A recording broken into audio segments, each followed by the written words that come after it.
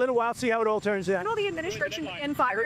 Very, very quickly. I think it's going to go very quickly. The meeting seemed to be very good. We'll find out. We'll let you know soon. A real caution, too, from Secretary of State Marco Rubio about the work that could remain ahead in Phase 2, particularly if Hamas does not decide to disarm, that the real challenges could come even after the hostages are released.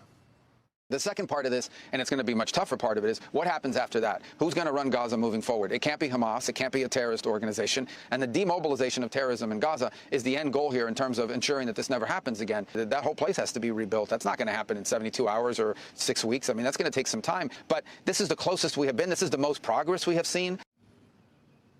It could look like Hamas releasing 48 hostages, alive and dead. On the other side, Israel releasing up to 250 Palestinians who are now serving life sentences, as well as hundreds who have been detained in Gaza over the past 2 years of war. Guys, back to you. All right. Thanks so much. Steve has seen it all, too. So it's been coming up on October 7th, 2 years since the big attack. Tomorrow. So they had the exchange. So I assume that they're trying to make sure that Hamas is not, taking over that state is what we were just talking about this on Axios. Evidently, the president called up Bibi and said, this is great news. He's like, not really. Hamas, I can't trust them. They always break down. And he said, can't you be more be optimistic? Don't be negative. Yeah, don't be so negative. I understand what both sides are saying. The president's like, we have to think big. We got to think about it. There's no alternative. And he's saying, do you know who you're dealing with? Because they got to put down their guns and they got to rescind all rights to run Gaza or West Bank or the Palestinian Authority. And they said, Hamas said, we want to keep our guns, but we'll put our rockets in storage. That's what. Well, the president is balancing the regional piece because he's dealing with the Arab and Muslim world and trying to keep them in line with this deal. Getting them to agree to this deal is, that is unheard of, to get the full Muslim world and Arab world to agree to that. But to Bibi's point, Prime Minister of Israel, Hamas has shown no indication that they want to surrender. Yeah. Well, Jared Kushner is in Egypt. Steve Witkoff is there. Hopefully they can negotiate some sort of a deal. When Rubio was asked over the weekend who's going to run Gaza, because it can't be Hamas, and he said it can't be Hamas. He said it's going to take some time to iron all that out, to set up a group that would govern. He said it'll take time. But he said the negotiations between Hamas and Israel are not yet the end of the war. You know what? This is, all I can tell you is this. Just keep this in mind. I don't know what's going to happen next. But at a time in which Israel is isolated, the president of the United States is popular in the Arab world, and he's the most popular politician, bar none, in Israel. Think about that. How has he done it? How has he been able to get the Arab world and Israel, who are at odds, together in order to pressure Hamas, even though, obviously, there's been friction for thousands of years? At this moment, even Andrea Mitchell over the weekend said, I would give him the Nobel Peace Prize if he can pull this off. Do you think the Middle Eastern countries are eager to change their reputations? Make him the and that's almighty. why he had, remember when he went over to the I'm Middle going to say East? something really naive. I think the majority of these governments want to build their economies. 100%. And I think that Saudi Arabia is changing the curriculum in a whole generation. And I know how angry everyone is, and I get the 9/11 families, but something's changing. And just be open to it. Not saying that all terror is gone, not saying that for a million years, but I do think that they want to start making their people's lives better. And the president working at economic deals gives me hope. Well, there was, 7 or 8 Middle Eastern countries that supported this. Including Indonesia. Yeah, I mean, the 20-point plan. There's talks ongoing, which we hope will be finalized very quickly, on the logistics of that. Who's going to go in? What time are they going to be released? How's all that going to work? So that's good news. I think that we are the closest we have been in a very long time to having no hostages held by Hamas, either living or deceased. Fox News alert right now. There you go. The Secretary of State is telling us the latest. You see plumes of smoke rising in Gaza as U.S. and Israel negotiators in Egypt for today's ceasefire talks, hammering out final details. I plan on having a guy on my channel as well. I'll have to set up, me and him will have to come to some type of conversation, to where we can have on the platform, because he was explaining to me, like, he's very well versed in like politics and stuff like this. Like, this is kind of his niche, and basically he was explaining to me like how slavery is very well in depth over there in some of these countries, and I'm not going to pinpoint any specific country per se, but he told me, he's from Kenya. And he speaks about how that's like very relevant over there. That's the topic. Like, you can come up missing, and you can end up becoming a slave, over there in those countries. So it's one of those, heavy discussions of conversation. But he has a lot of information about politics. I definitely plan on having him on here and having some conversation about what he knows about these things, and then the conversations about, just keeping things going. But let's keep it going. Details to get all the hostages released and end the war in Gaza. President Trump says talks moving quickly, and he warns this on Truth Social. Hamas agreed to the deal or face complete obliteration. He's not kidding. Ellie Kohanim joins us now. She served in the State Department during the president's first term. She joins us now. 20-point plan, the Arab world behind. Delegations arrived in Egypt. There seems to be a lot of pressure on Hamas to bring this to an end and abide by all those 20 points. But Hamas pushed back and said, hey, we'll give up our rockets, we'll leave them in storage in Egypt, but we want to keep our guns. Your thoughts, Ellie? Brian, I think that there is cause for optimism right now because the president... Motherfucker said, I'm keeping the guns. Y'all can have everything else because we need to be able to protect ourselves over there. That's basically what the hell he just said. President Trump has put together this incredible coalition. It's a diplomatic coup d'etat. He was able to do it because the president put his own political capital behind what he called the peace board, and that he's the chairman of this peace board. So President Trump has put together the Sunni Arab Gulf states, Muslim states, and Israel, all in a coalition with European support. And if there's one thing that there's agreement on, it's that Hamas has no future in Gaza. So my expectation, Brian, is that that coalition that President Trump has put together is going to put tremendous amount of pressure on Hamas. Hamas is out of options, and they are feeling that pressure. So certainly we know Hamas is a terror organization. They're not going to give up quickly or easily, but I am optimistic that we are looking at a bright vision for Gaza and a pathway to normalization. That is the big picture here, and it is tremendous. As President Trump said, he's talking about a peace for the times, for eternity. I mean, I could not be more impressed with her at this point. The president's done the impossible. He's actually got the Arab world behind him, and he's the most popular politician in Israel. And he's got power over both, just not by putting on an act, just by being himself. He even has some of his Democratic critics was praising him over the weekend. So this Khalil Ahaya, he was the one of the targeted in the Qatar attack in Doha. There's a sense that he's there representing Hamas, but he might have only limited sway over the group's armed wing in Gaza. Tell me the truth as you know it. Does the Doha group have control of the fighters in Gaza? Well, Brian, what we know historically is that the Doha group is where the funding came for the so-called fighters, the terrorists in Gaza. And so if the pressure is put on the political group, the Doha group, as you call them, by Doha, by Qatar, and again, this Arab and Muslim coalition, then I believe that they can therefore put the pressure on the terrorists in Gaza. At minimum, they can cut the funding. And while the Gaza group might have about 6 months of funding is what we're hearing from the aid that they stole and sold, 6 months of funding is not forever funding, and even that, I believe, could be less at this point. So there's a lot of pressure that the Doha group can put on the fighters in Gaza, and ultimately the terrorists in Gaza know they are. That shit look crazy over there, man. Shout out to them people, man. Prayers up. Hopefully they, do come to some type of negotiation where people are no longer being targeted, hurt, unaliving.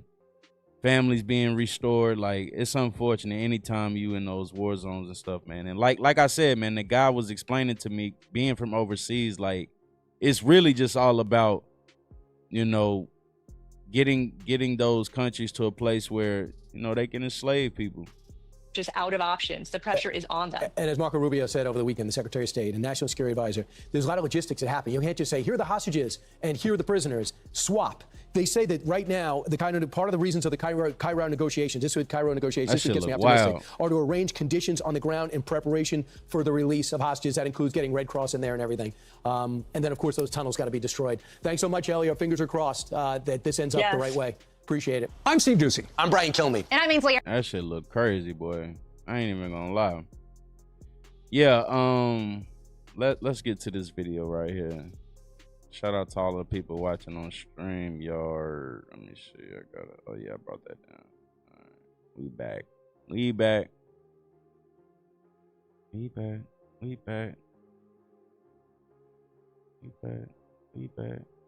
All right, let me go.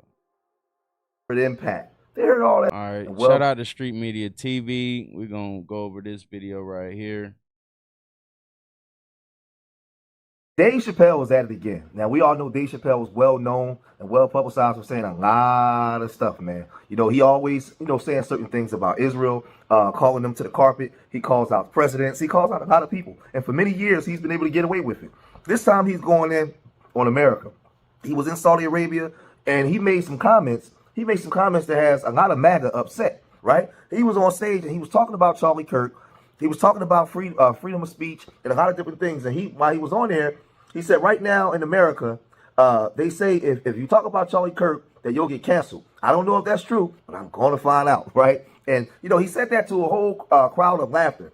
And then he said it's easier to talk here than it is in America, the comedian added. And mind you, he was in Saudi Arabia where they monitor everything that you say, right? But there was a lot. And so, like, the guy that I was just telling you about, he said Saudi Arabia allegedly is full of slavery. He said women get kidnapped all the time, and they're basically placed into slavery in Saudi Arabia. Let's keep going. People that was very upset about this, especially from these right-wing W conservatives. They was talking like this. So a bunch of comedians went to Saudi Arabia for a comedy festival. I don't really care all that much about this. They were paid a lot of money, and I don't care all that much about this. However, I have complete disdain for these comedians who were paid by Saudi Arabia, who had to negotiate what they'd be allowed to talk about, and then had the gall to criticize America. Namely Dave Chappelle. I tweeted this, and there are people like, you're going to name names, Skip? You're going to, Bill Burr, hypocrite. Dave Chappelle, come on. I don't know if they can call him a hypocrite other than those guys all tour together too. But as we can tell, like the fucking comedians, they can get shit rolling out here. Like they can really get shit rolling just by standing up in front of a crowd of 2,000, 3,000, hell, sometimes 5,000, 8,000 people, and they start speaking. They can kind of change the trajectory of how people view American culture and society. Just jokes. You know what I mean? Like, I think you can joke about most anything. The issue is that Dave Chappelle took money from Saudi Arabia while criticizing America, and that is hypocrisy. Now, apparently Tim Dillon was invited to this, but got uninvited because he said naughty things about Saudi Arabia, I guess. And he was bragging about, getting paid $400,000 or close to $400,000. Damn. And I'm just like, guys, these people are for sale. A big divide in the culture war is those who want a better future and those who want money. Make sure y'all subbing up to the channel, man. And how do y'all feel? Free Gaza or what? Let's go. Let's talk about this. It's all about money. From the Hollywood Reporter. I don't know why people don't understand. Dave Chappelle criticizes free speech in America at Saudi Arabia Comedy Festival. It's easier to talk here than it is in America, the comedian told an audience at the Riyadh Comedy Festival. I'm just so sick of this because homie had to negotiate with Saudi Arabia on what he'd be allowed to talk about. And he's making these comments because people have lost their jobs for mocking the assassination of Charlie Kirk, or in some more extreme cases, and a lot of them, calling for more assassinations. Namely of like me, and I got to deal with these security threats. And I'm in contact, this is not an exaggeration nor a joke, I've been in contact in the past couple of days with the FBI over the severity of these threats, which are credible. But see, he says, well, homeboy, these guys, man, they're so emboldened and they're so upset, right? But these are these hyper-masculine, patriarchal W men that you have to do everything their way because they're W when they say so. And we all know what I mean when I say W, right? For algorithm reasons, we got to use those type of terms, right? Now, he's upset because he said that he took money from a foreign nation while talking bad about America. Well, it's freedom of speech, but they only want freedom of speech. God damn it. They're saying what they want to say. Now, they support Charlie Kirk, but Charlie Kirk was also taking money from foreign nations, coming back saying bad things about Americans, right? Y'all remember this? The greatest trip I ever took was to Israel, and the second greatest trip I ever took was to Israel, and I've been there twice. I'm a huge supporter of the... They definitely, man, this Israel talk is heavy, man. The Israel talk, the Israeli talk is very heavy, man. Holy Land of Judea and Samaria and up against the terrorist organizations, Hezbollah. I'm afraid because, again, I want civilization to win. I want the West to win. I don't want the Islamo-fascist barbarians to storm the gates of Jerusalem. I want the holy sites protected. I believe in the Holy Land. I love that Jesus walked on water there and rose from the dead and preached in the Mount of Beatitudes. Like, I feel the connection to Israel. But at the same time, simultaneously, when the hostile reaction is that now Meghan and Charlie are enemies, right? Boy, I'll tell you, like, you're not gonna, I wouldn't say lose, but you will weaken and just basically deflate two of your strongest advocates. Now, you think that he was supporting Israel for free? You think that he was, Turning Point America and all that stuff was done with no money? Where do you think that money was coming from? We ain't got to get into all that because it's already well publicized. We know where the money was coming from, right? We know where the startup money was coming from. We know who he was speaking for. Then right before he was unalive, look at some of the things that he said that got him in trouble now, right? He wasn't, listen, he was highly paid. You got it? I wonder why it does that. Why does it, I'm gonna have to figure out why that shit be doing that. That shit is annoying. He was highly paid to talk in the manner in which he was talking, right? He was highly paid to galvanize a bunch of young people on college campuses, right? To move forward this W conservatives, W national Christian way of thinking. Right? They needed somebody that was young, charismatic, that could galvanize young W boys, right? And he did a great job at it up until he was unalive, right? They He using the rhetoric that he was using. Definitely, his message, it definitely was transcending over into a lot of different people, right? He was definitely changing the way people feel. But then you come to find out that allegedly a lot of these people being paid by other entities or corporations to get us to, to start fighting with each other, which has been working, right? It's been working amongst our society. It's been working. We all out here trying to just fight some shit. We arguing and aggravated about what's going on in our country, Let's keep Fuentes, who was one of his adversaries, was calling him out, saying that he was getting all kinds of funds from the small hats. Remember, he was saying this. They say that Charlie Kirk was offered an infusion of $150 million by Israel. Okay? That would double Israel's budget, or excuse me, Turning Point USA's budget. Turning Point USA has an annual budget of $140 million. Netanyahu offered Turning Point $150 million. For one purpose and one purpose only, to shill for Israel harder. Turning Point USA is already pro-Israel. They're not anti-Israel. They've never been anti-Israel. Charlie Kirk has, in the past, criticized Bibi Netanyahu. He has criticized secular left-wing Jewry in America. He has criticized a war with Iran, the famine in Gaza. He has never opposed Israel in itself. He has never explicitly opposed Israel. Israel offered him $150 million. And see, after he was unalive, what you have now is a bunch of people vying for his position. They seen all the money that was on the table that was coming from that group, and now they want to be the spokesman. They want to be the talking heads. They want to use those talking points. While you watch the radical right and the radical left in America just verbally destroy each other, nobody can say anything about that group. Nobody. You better shut your mouth. You better lobby on their behalf. You better speak on their behalf. And everybody's going out of their way to do it. Now, Charlie Kirk said some alarming things right before he passed away, right? And I played those videos. I don't have to do that now, right? But these are the things that's, a lot of people on the radical right now are criticizing people on the right for. Listen, we have things going on domestically here in America, and you're talking about what's going on over there. Make sure make sure y'all hitting the like button. We got 700 people watching. Hit the like button. Stuff out. And a lot of people are anti that group now. So they're going out of their way now to pay people on the conservative side to speak on their behalf. But people like Candace Owens, she's been out here blowing the whistle now for the last year and a half. She's been talking like this. 48 hours before Charlie Kirk died, Charlie informed people at Turning Point, as well as Jewish donors and a rabbi, that he had no choice but to abandon the pro-Israel cause outright. Okay, Charlie was done. He said it explicitly, that he refused to be bullied anymore by the Jewish donors. Can you guys answer? Did he express that? Did he also express that he wanted to bring me, Candace Owens, back? Because I think Candace Owens is playing both sides. I think she is playing both sides, but she's playing her role. Goddammit. For some reason, and of course, she says she worked at Turning Point. So that's a good piece of information to have.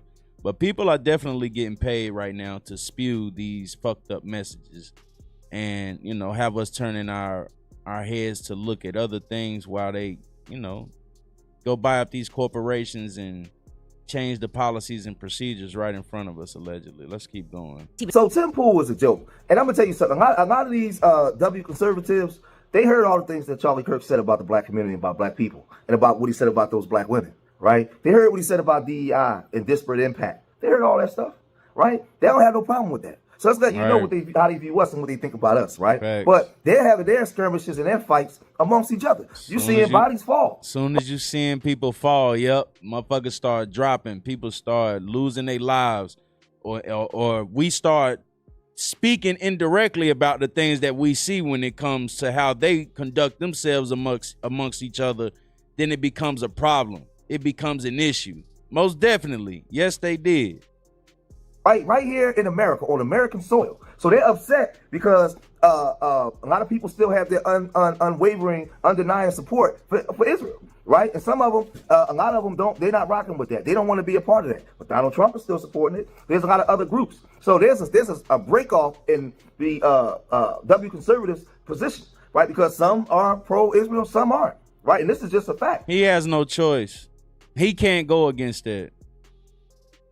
He can't go against that. You can't treat him like any other niggas around here because he ain't like any other niggas around here. You got it? All right, make sure y'all You can't treat him like any other niggas around here because he ain't like any other niggas around here. You got it? You can't treat him like any other niggas around here because he ain't like any other niggas around here. You got it? shout out to all the new subs, man. Appreciate y'all. Yeah, so he has no choice, man. He can't go against them. It would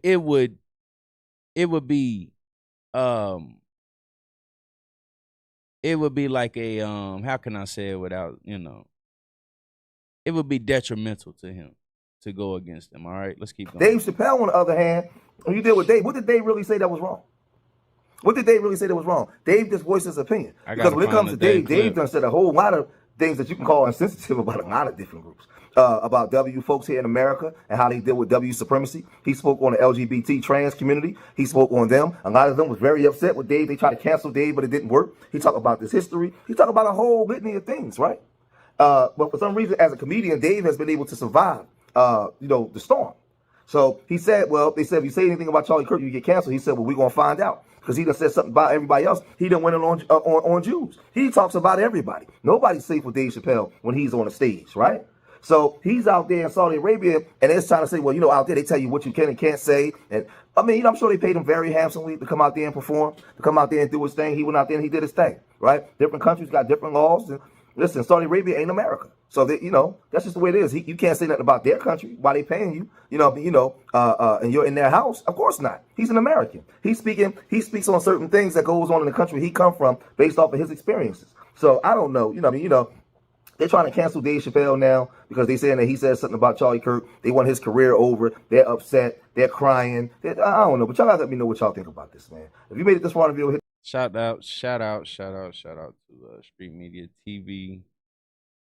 Yeah, man, you can't talk out against that foreign entity over there. All right, let's keep it going, man. So we're gonna run this one. This is Tabitha Speaks Politics.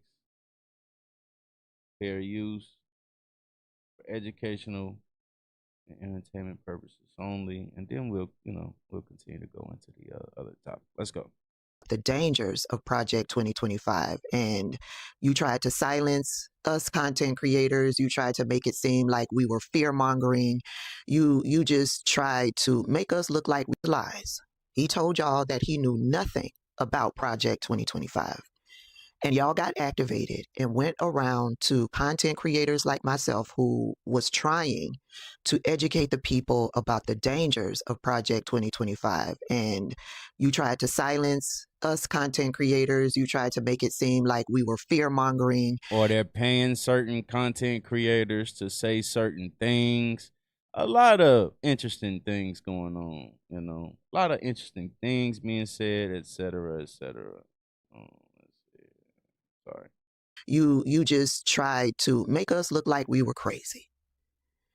And because of that, he won the White House. And now he's comfortable with telling you that he is implementing Project 2025. I have to locate those because he definitely didn't play. He definitely didn't play it. Most definitely. People like myself saw back in 2022, 2023, how Donald Trump was speaking in front of the Heritage Foundation, giving speeches in front of the Heritage Foundation, big upping Kevin Roberts, the leader of the Heritage Foundation. Yeah, we saw those video clips. So we knew that he was in connection to the Heritage Foundation and Project 2025. Yeah, this is pretty much how it started. This is a great group, and they're going to lay the groundwork and detail plans for exactly what our movement will do and what your movement will do when the American people give us a colossal mandate to save America, and that's coming. Heritage Foundation president, somebody else doing an unbelievable job. He's bringing it back to levels it's never seen. Dr. Kevin Roberts. You see, those of us who were talking about it, we saw those video clips. We saw how he was connecting himself to Project 2025 and the Heritage Foundation. He talked about how the policies that the Heritage Foundation was bringing forth was going to be his policies once he got the mandate from the American people.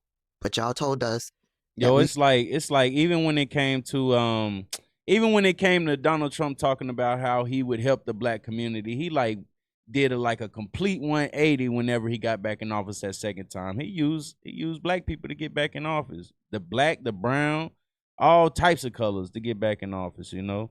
So that's how you know that they not really serious about what they're saying. But the things that you can see with your own 2 eyes, knowing what their true agenda is, it always rolls out.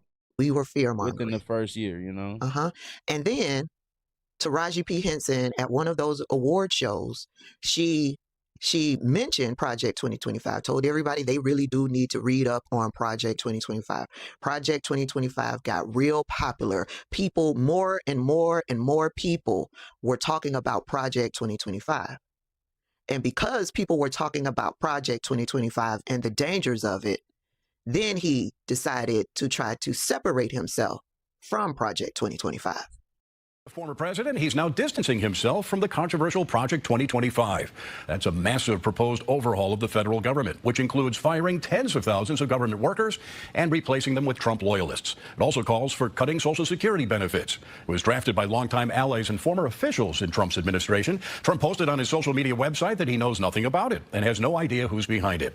This comes days after the head of the think tank responsible for the program suggesting there would be a second American Revolution. Yeah, even the news media was talking about Project 2025 and the dangers of it. Yeah. And Kevin Roberts, even though Donald Trump was trying to distance himself from it, Kevin Roberts was giving interviews on video talking about how it will be painless, it will be bloodless if the left allows it to be, which means we would need to bow down, kneel down, roll over, step back, and let them change democracy, change our society as we know it, accept it, not fight back. That's what Kevin Roberts said. And then you saw Donald Trump getting loud whenever and wherever he possibly could in separating himself from Project 2025 because he knew how dangerous that policy was. And if people believed it, they wouldn't vote for him. Like some on the right, severe right, came up with this Project 25, and I don't even know. I mean, some of them I know who they are, but they're very, very conservative. He's involved in Project, and then they read some of the things, and they are extreme. I mean, they're seriously extreme. But I don't know anything about it. I don't want to know anything about it. They wrote a document that many of the points are fine. Many of the points are absolutely ridiculous. I have nothing to do with the document. I've never seen the document. I've seen certain things that are said in it. When I have nothing to do, as you know, and as she knows better than anyone, I have nothing to do with Project 2025. That's out there. I haven't read it. I don't want to read it purposely. I'm not going to read it. This was a group of people that got together. They came up with some ideas. I guess some good, some bad, but it makes no difference. I have nothing to do. Everybody knows I'm an open book. Everybody knows what I'm going to do. Cut taxes very substantially and create a great economy like I did before. Well, here we are 9 months into Donald Trump's presidency, and he hasn't cut taxes yet, but those taxes that he's cutting is not for the poor and middle class. It's for the rich. It's for the top 1%. It's for corporations. The economy is worse than it was last year. Gas is still high. People are still struggling to pay rent and mortgage. People are struggling to put food on the table. Farmers aren't making any sales. I saw a post earlier today. Hey, farmers, soybean farmers, you voted to put Donald Trump into the White House. But last year, under President Joe Biden, you sold $18 billion worth of soybeans. Under Donald Trump, you sold zero. The farmers are struggling. Heading towards losing their farms. Immigration. Yeah, immigration is very problematic in this country. But all of y'all voted for him. All of y'all believed that he had nothing to do with Project 2025. Y'all was all down in my comments telling me that I'm spreading lies and misinformation. Y'all was in the comment section telling me that I was fear-mongering about Project 2025. Y'all was down in the comments telling me we survived under Donald Trump in 2016. We'll survive again. We'll be just fine. That's what y'all were telling me. And now that y'all believed all of his lies and his nonsense and all of the propaganda, y'all believed it. Y'all either didn't vote or you voted for Donald Trump or you voted for third party. Y'all did that. Donald Trump is in office, and now he's comfortable in telling you the true plan. He put this out there over on Truth Social. I have a meeting today with Russ Voigt. Russ Voigt is a part, I believe he spearheaded Project 2025. He is from the Heritage Foundation. He of Project 2025 fame, to determine which of the many Democrat agencies, most of which are a political scam, he recommends to be cut, and whether or not those cuts will be temporary or permanent. I can't believe the radical left Democrats gave me this unprecedented opportunity. They are not stupid people. So maybe this is their way of wanting to quietly and quickly make America great again. DJT. It's not the Democrats. It's not the Democrats. It's a part of Project 2025. His big, beautiful bill, that is Project 2025. Okay? Cutting Medicare and Medicaid, that is a part of Project 2025. Sorry about that, y'all. Giving more money to the military, increasing the military budget, that is a part of Project 2025. Cutting welfare, food stamps, HUD, education, all of that is a part of Project 2025. Most definitely. This was the plan all along. And the big, beautiful bill was going to be their financial budget to ensuring that it gets done. So the truth be told, the Democrats were damned if they do or damned if they don't. Yeah, make sure y'all hitting the like button or subbing up to the channel. We got 1,000 people watching. Make sure y'all subbing up to the channel, man. All right. I'm just glad they didn't. I'm trying to I look want for you to that Dave remember what he Chappelle said. clip, but Democrats gave him this. Democrats didn't give him anything. Democrats will be damned if they do, damned if they don't. The time to stop him was on November 5th. Republicans have the House, the Senate, the executive branch, which is the presidency, and the Supreme Court. How this country falls from this point forward, it's on them. And to each and every one of you that voted for Donald Trump, voted third party, didn't vote at all, you contributed to all of this. Hey, you know what? And on top of that, they said, hey, man, you know, and a lot of people still defending Donald Trump right now, and they defending that right side, you know, but he definitely already knew he would be the fall guy for this. I'm assuming Trump already understood the program. He already knew that anything that happens within this presidency, he was going to get blamed for it. And it might not have been his agenda, right? Shout out to Crystal Brown subbing up to the channel. And we done got them, we getting the subs up. I ain't gonna front. We getting the subs up. I think we done got like 60, 70 subs. Shout out to 6Man9. Appreciate y'all subbing up to the channel, man. Word up, word up, word up, word up, word up. Yeah, this right here lets you know that there is something to come, and it looks like a lot of things are just, you know, changing completely, because that's been the mission the whole time. Continue to sub up to the channel, y'all. Appreciate y'all. But that's been their goal for the, you know, since the beginning.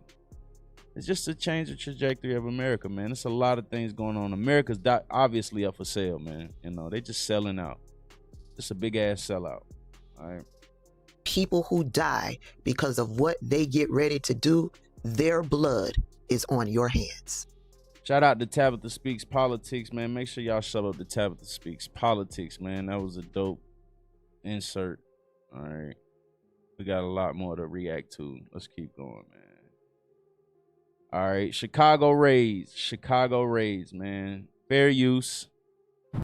An early morning raid on a Chicago apartment building Tuesday has local leaders vowing they'll continue to fight back against the Trump administration. But federal immigration...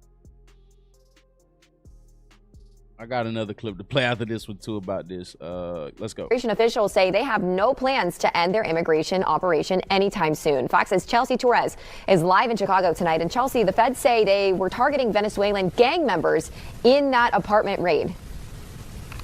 Yep, that's right, Caroline. You know, federal agents actually said they had intel on 6 high-profile targets at that apartment who may be affiliated to Tren de Aragua. Some of those caught this month was a child sex offender, a burglar, and a member of that Venezuelan gang. Now, check out this video. Hundreds of federal agents surrounded this apartment on the south of Chicago early Tuesday morning. Officers flooded into the building on foot. Others landed on the top of the complex by a helicopter. DHS told Fox that agents arrested nearly 40 people in this raid, but they did not verify if any of them were actually those suspected gang members. That was a known empty apartment complex that the city knew of, that it was known TDA members were in that building. We knew there were going to be weapons in that location. There were people living in. Oh, okay. Hold on. What did we just get, man? Let's keep it going. Salute to you, Boogie, with the hoodie. Keep grinding and stay focused. You doing your thing, player. This the real content, talking about what's affecting us in the world. Shout out to Russell Red with the super chat, man. Let's go. Appreciate that, Russell Red, man. Yeah, man, that's what we over here doing, man. You know, yep. If y'all want to support the channel, this is how you can support it. We're gonna have to get a manager over here, man, because it's so many things I'm looking at, you know. So many things I'm looking at one time, and I could just see how I could dominate this space even further if I was to have somebody to manage this shit over here with me as well. But let's go. And squatting in vacant apartments. Russell Red. Meanwhile, anti-ICE protests are also continuing around Chicago. Just last night, hundreds of people took to the streets to oppose Operation Midway Blitz, even blocking a street downtown. Hours ago, the Illinois governor actually went after President Trump, saying Chicago is not a safe city. The President of the United States falsely claims that Chicago is crime-ridden. It is not crime-ridden. We are not in the top 25 or 30 cities in the country, big cities in the country, for violent crime. Although yesterday's protests were actually pretty peaceful, over the weekend riots outside a West Side Chicago ICE facility broke out. 5 people, Caroline, are now facing federal charges. ICE even says that they've arrested well over. So I got a clip. I see people are already posting the clip. Let's see. I see they got a clip right now about how those raids are kind of like unethical, you know, going on in Chicago right now. Like they're unethically, you know, roughing up people and all that type of shit in Chicago right now. Like it's a lot of it's so much shit going on in America right now. I'm already under the assumption that America is a third world country, man. It's being sold out, and we got to be mindful of what the hell's going on. Make sure y'all hitting the like button, man. We got 57 likes. Let's get up to 100 likes on this motherfucker, man. Let's keep going. 800 illegal immigrants since they launched Operation. Illegal immigrants, definitely. If you're here illegally, if you're coming from all of those places they're referring to, I'm not even going to say the names of the people that they saying they coming from and all that. But if they are coming from those places and they're illegal, then hell yeah, by all means, brother, get to it, you know. Midway Blitz back in early September. Caroline. All right, Chelsea Torres reporting live for us in Chicago. Thank you. Elected officials. You said you resist, you get roughed up. But if you getting roughed up for no goddamn reason, then why is it considered resisting? All right, let's keep going. Immigration advocates are calling for answers and accountability after an ICE raid last week. They met today. Hold on. Nope, that's not it. Hold on, I got it. It's right here. This is the other. Half of President Trump's latest push to clean up cities across the country. Fair use, educational, entertainment purposes only. Now, at the top of September, we reported Trump's threats to send in the National Guard to Chicago, only to be met with pushback from city officials and warnings from some of their residents that gangs in Chicago will not be an easy fight. Now, part of Operation Midway Blitz, ICE and other agents have begun sweeping through Chicago, which has now raised concerns of Black Chicago residents and others on who ICE is targeting. Just 2 nights ago, close to 300 armed agents would raid an apartment complex in a Black neighborhood at 2 in the morning. According to reports, the raid was expected to focus on potential Venezuelan immigrants and gang members, but would end up disrupting. Let's get the goddamn likes up. Let's get the likes up, people. Let's go. The lives of Black residents and children during the night. Shows the chaotic scene overnight. Neighbors tell us there were dozens of ICE agents. One of the Black American residents whose door was kicked in and was detained would share what he experienced, sharing that he was put into a van with others. So you resist, you get roughed up, right? Didn't you just say that? You resist, you get roughed up. Man, people getting roughed up who ain't even did shit. They ain't even illegal. They fucking American citizens getting roughed up. Man, stop just going with that type of stuff, man, you know? Just after assuming agents had the wrong home. Yeah, we can say that as well, most definitely. If you're being arrested for no reason, comply, then sue the fuck out of them. I get it. I wholeheartedly understand that. But how many people gonna really just get roughed up, man? Eventually, it's gonna lead to somebody truly getting hurt, man, you know, unfortunately. They might not even be a criminal. They might not be a gang member. They might not be out there committing no types of crimes, you know? Speaking to local outlet Block Hub Chicago, the man will go on to reveal, they didn't tell me why I was being detained. Another Black Chicago resident who was also detained will go on to tell local news about the moment she was grabbed by ICE. It was scary because I've never had a gun put in my face. They asked my name and my date of birth and asked me did I have any warrants, and I told them no. She said she was then handcuffed and released around 3 a.m. Upon this report now circulating online, many fellow Black Americans are speaking out about what they're hearing coming out of Chicago, some even fearing that they could be next. Several would take to TikTok and social media to respond. Y'all, few Black people that were so happy about them going after the Hispanic people.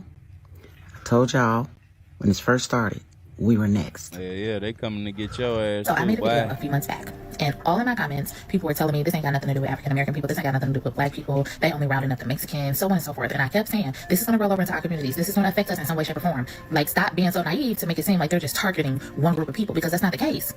And then what happens in Chicago? I could only imagine where this will truly lead to in the next few years, especially after Trump is up out of office. Like, I could only imagine with all of this uproar, all of this, you know, causes of destruction, changing laws, and I could only imagine what America will be like and will look like in the next 10, 15 years. You know, it's always a 10-year plan, some type of shit like that, like to where it'll truly show, you know, it'll resemble what the hell happened when that president was in here, you know. In the middle of the night, they ICE detained. He might be it, man. Let's keep going. For several hours, African American people, and not just adults, children as well. Children as well. They are detaining and then asking questions later.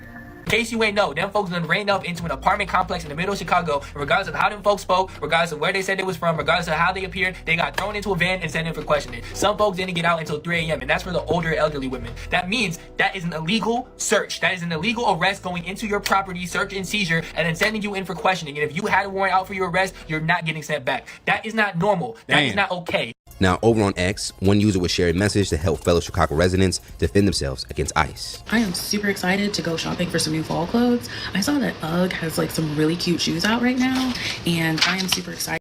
She putting that shit up like, hey, that's like a I someone think help. that they would look better with like some baggy jeans. Oh, yo, that's even, hey, look.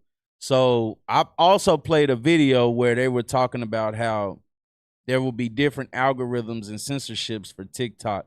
So this might be her way of getting her message off, but they can still see it. Like they can look, they could scale that video, you know, and basically, you know, read those words, and they can hear what she's saying and put those two and two together, you know, but that's definitely a message. It says Governor Pritzker has told everyone to record and narrate what they see with ICE, request names and badge numbers on camera. Man, it might be motherfuckers down there that ain't even Chicago PD harassing people, man. You know, like the kind that like Taylor Swift and Cardi B wear, and then like maybe a cute little crop top, a crop, you know, sweater or something. TJ Maxx, Marshalls, maybe Macy's. See what I can find, because you know it's getting cold out here in these streets.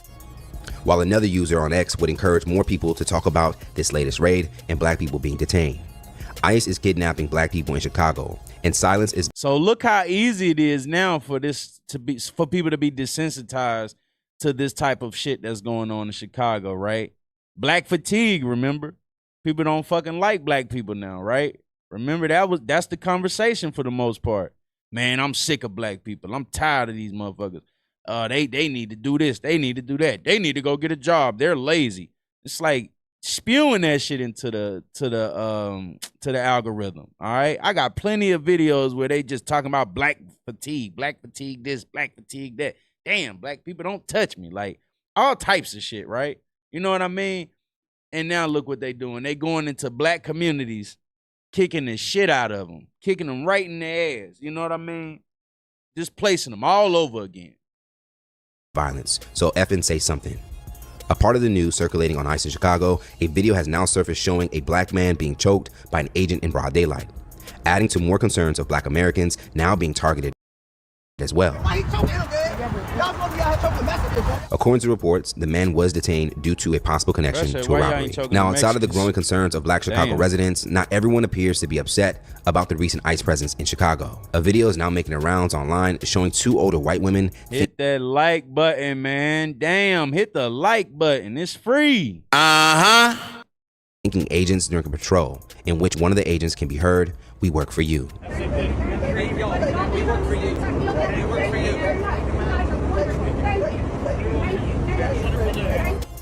So let's talk about it more in the comments below. Should Black people be concerned about ICE raids in Chicago and other cities? Hell Stay today yeah, for the they latest should. news and comedy, culture, and sports by subscribing here to our YouTube channel. And if you Hell yeah, we should. We should damn sure be worried, because that shit's gonna lead right into Black people being in these weird situations, man. You know, because it's a lot of conversation about Black fatigue. So that kind of leads me into my topic for the day. That kind of leads me right into what I wanted to talk about. All right, here we go. All right, this is the Hodge Twins podcast. So they had Andrew Tate, and then they had Officer Tatum. And it's like, even with the Hodge Twins, like, you can kind of sense that people are being paid, you know, even if they say they aren't being paid, to talk about how Black people are this or Black people are that. Well, let's play this one first. Right now in America, they say that if you talk about Charlie Kirk, Hold on. Let's talk. Let's do this one real quick. I wanted to react to this one, but I just need to make sure that it's all about fair use. You know what I'm saying? So let's pull this one up. And we're going to share the screen over here on my other channel. Fair use for entertainment and educational purposes only, buddy. All right, let's go. Get canceled. I don't know if that's true, but I'm going to find out. He also added, it's easier to talk here than it is in America. Now, of course, that is pretty much... he could be just making jokes, you know.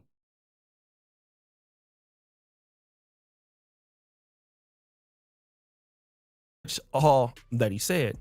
But just saying that got a lot of people upset. However, I have complete disdain for these comedians who were paid by Saudi. All right, hold on. I think we just got that clip. Took was to Israel, and the second greatest trip I ever took was to Israel, and I've been there twice. I'm a huge supporter of the Holy Land, of Judea and Samaria, and up against the terrorist organizations. I don't think people understand the war that's taking place right now. It doesn't have to be fought in a battlefield, okay? There's a war taking place on social media, all right?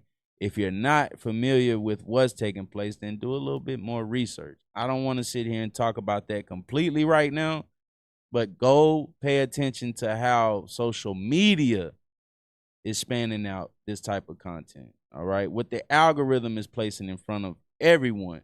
So we don't have to live in Chicago to be affected by what's going on in Chicago, all right? Because we get to see it on social media, okay? Hezbollah and the Palestinian Authority. Wait a minute. That's Charlie Kirk saying. And the leader has already said that war is right now, okay? Their biggest adversary right now is TikTok. Do I need to play that for everybody? Let me pull that one up too while I'm playing this one. I stand with Israel. That's Charlie Kirk. So wait a minute. Charlie Kirk is standing with Israel, but I'm pretty sure when he's saying this, he ain't doing it for free, is he? But then, right before he passed, this is also Charlie Kirk. Look, I'm afraid because, again, I want civilization to win. I want the West to win. I don't want the Islamo-fascist barbarians to storm the gates of Jerusalem. I want the holy sites protected. I believe in the Holy Land. I love that Jesus walked on water there and rose from the dead and preached in the Mount of Beatitudes. Like, I feel the connection to Israel. But at the same time, simultaneously, when the hostile reaction is that now Meghan and Charlie are enemies, right? Boy, I'll tell you, like, you're not gonna, I wouldn't say lose, but you will weaken and just basically deflate two of your strongest advocates if that continues. Now that's Charlie Kirk talking about the fact that, look, y'all need to start coming after me because I criticized you, because you about to lose me. But then wait, there's more. They say that Charlie Kirk was offered an infusion of $150 million. I definitely played this through another person's video. Because Charlie Kirk can be funded by Israel. And if you ask a lot of people on the right, just listen. They feel like all you have to do is continue to listen to what I'm playing. Like, I'm not going to keep repeating it, because I repeated it on so many different levels at this point. Appreciate all the new subs that we getting coming up in here, man. Appreciate y'all. Word up. Make sure y'all subbing up to the channel, and make sure you're also hitting the like button. Damn it, I think we got how many likes we got over here? Let me make sure we on one accord with my other stream as well. Okay, we got that one rolling. And if you would like to support the channel, we've got links for that as well. We're also, the memberships are open as well. Let's keep going, people. Israel, they're forcing the United States to enforce a whole bunch of stuff. Like, for example, there was a situation where I saw Myron on the podcast with, I believe, Jake Shields. And on that podcast, if you want to be a contractor for the state of Tennessee or certain states, you have to claim or say, I stand with Israel. Now, in that same podcast, you can criticize the United States, all right? You can do so. You can criticize the president. But criticizing Israel in America would likely get you fired. It could get you all sorts of things, okay? So at the same time, I know, he got right, a problem Crystal criticizing. Brown, 535 people watching with 53 likes. Oh, we got 92 likes now. Let's get a percentage of that. Let's keep going, man. Criticizing the American government with Dave Chappelle, because Dave Chappelle is talking about our country. But right here in our country, or in America, you have people on the right that were upset with Charlie Kirk taking money from Israel. Again, this is not my fight. Again, I have voted Republican on geopolitical issues. I don't vote on, for the most part. My issues that I think about politically, for me, only relate to the black community. I vote only on black community politics, or at least recommend to vote on black community politics. But if Tim doesn't think that this is bad, it gets worse. About 48 hours before Charlie Kirk died, Charlie informed people at Turning Point, as well as Jewish donors and a rabbi, that he had no choice but to abandon the pro-Israel cause outright. Okay, Charlie was done. He said it explicitly, that he refused to be bullied anymore by the Jewish donors. Can you guys answer? Did he express that? Did he also express that he wanted to bring me, Candace Owens, back because he was standing up for himself? Uh-oh, there go Candace Owens. There go Candace Owens on her BS. All right, she ain't mentioning Dave Chappelle. She ain't mentioning that. Look, so they're basically telling you that once, oh yeah, appreciate the likes, man. Appreciate y'all doing that. That's what's up. That's what's up. All right, so basically they're telling you like, hey, we wanted to speak out against what we saw as, detrimental to our society. But what they got was they were being paid off to speak for another sector of America where it's like, that how can I say it? That deep state, you know what I mean? And with them going against that, then it became detrimental to their. But watch what else he said. Then did he, just 48 hours later, conveniently catch a bullet to the throat before our onstage reunion could happen. So there she is implying that Israel is the people who did it. I don't think that's the case, but that's what she's saying. Then you heard what they said, man. All right, so people getting paid off to speak from a private entity. It's starting to look private, but it is a country as well. And if not, after you've taken that money, then allegedly, even normal people are saying the same thing.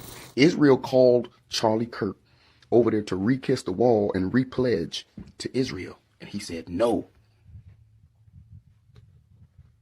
He said we all no. know what happens to anybody who tell Israel no. So again, I want to get back to this with the whole Tim Pool guy. Tim Pool is definitely a supporter or is being paid by Israel, and that's fine. Okay, come after Dave Chappelle with some form of proof. All right, like if you want to say that, because there are people who could obviously. I'm assuming that I don't know if anyone has a clip. I'll probably have to look on Reddit or something like that to see if there is a clip of Dave Chappelle talking in Saudi Arabia, but I doubt it, man. Let me see. I'm gonna do a little bit more research. See if we got some type of something to go along with what they're saying about Dave Chappelle. Because what he must have said something very, must have made a lot of sense. And everybody's not going to have the same approach to content, on the right, hey, Tim, you're being paid by Israel. So how can you call somebody out? Just like Charlie Kirk was being paid by Israel. And to be honest, he's a comedian, but what did he say? Who did he mock? And so now... Oh, yeah, they did say it. Okay, so basically, Dave Chappelle stated during his performance at Saudi Arabia's inaugural Riyadh Comedy Festival on October 4th that he feels safer expressing himself there than in the United States, prompting criticism from fellow comedians Bill Maher and Louis C.K., human rights organizations, and social media users. The event, held in Riyadh's Boulevard City and featuring performers like Kevin Hart and Aziz Ansari, required contracts prohibiting jokes about the royal family, Islam, or the government, amid Saudi Arabia's laws imposing death penalties for blasphemy. Critics highlighted the irony of Chappelle's remarks given the kingdom's documented restrictions on speech and human rights issues, including the 2018 killing of journalist Jamal Khashoggi. I think I remember hearing something about that. Yeah, it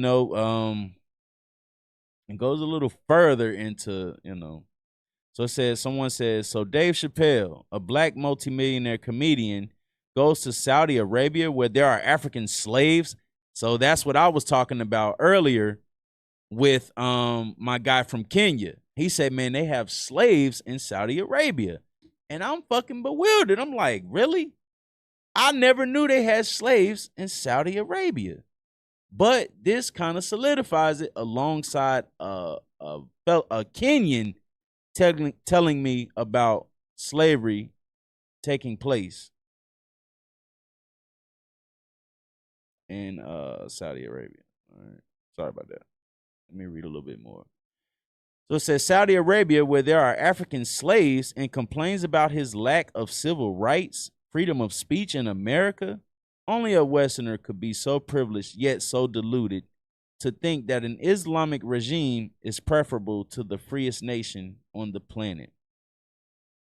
If Dave Chappelle believes there's freer speech in Saudi Arabia than the U.S., he should do an entire set mocking Muhammad there and see how it goes. But he was under a contract. Maybe, hey, what if he had done it though? I wonder if he would have survived that night. That's the question that I would ask in a situation like that. Like, what if he did get up there and do it? But obviously people do know that, But yeah, that's what they pay them to do, of course, because they know we have that freedom of speech thing over here in America, which they're trying to take away from us, by the way. And it has everything to do with other entities being involved with that. And I think I've been putting that kind of on display today, because even with the black fatigue thing, because that's kind of the standpoint I'm taking from, that's the perspective I'm able to give my 2 cents on, my opinion on. They're also changing how people feel about the black community. So it's not all about the black community, but for majority of what I'm seeing, you have people like Officer Tatum, the Hodge twins, the Andrew Tates, where they're going to go against the black community by all means because they've been paid to speak in that manner, okay? But it says right now in America, they say that if you talk about Charlie Kirk, that you'll get canceled. I don't know if that's true, but I'm going to find out. It's easier to talk here than it is in America. I don't know, man. I think that if anything,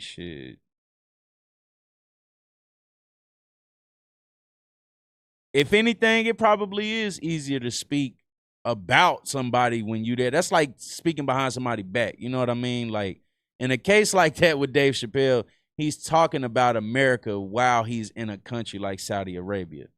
When he's in America, of course, he has a little bit more freedom, but It's like he didn't mention Israel. He didn't mention anything. He just said what he said. Yeah, sarcasm, like basically he's basically, going like making fun of them as well. It's kind of like a jokes on you type of thing as well, from what it sounds like. Didn't talk down on the man, didn't talk down on the man's family, didn't say he deserved to pass away. Now, is it insensitive? Yes.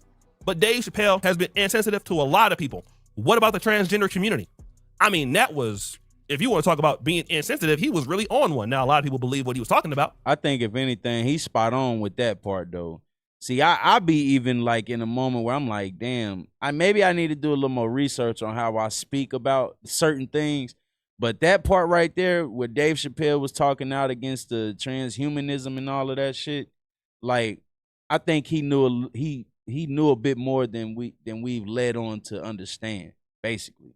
Because there's a lot of talk about how many of people are a part of that. And so speaking out against it is kind of like, it's almost blasphemous as well. You know what I mean? But then again, you don't want to call out your own stuff. And this is why I don't like the Brandon Tatum thing. And even me, like I said, I can get involved in that. You know, holding up my own position so much that I'm standing on my position, and then somebody that I'm accusing of, I'm doing the same thing. It's no different here. You know, and Dave Chappelle got every right to criticize what's going on anywhere in the world. He didn't disrespect America. And if you got a problem with Saudi Arabia over any other country, why?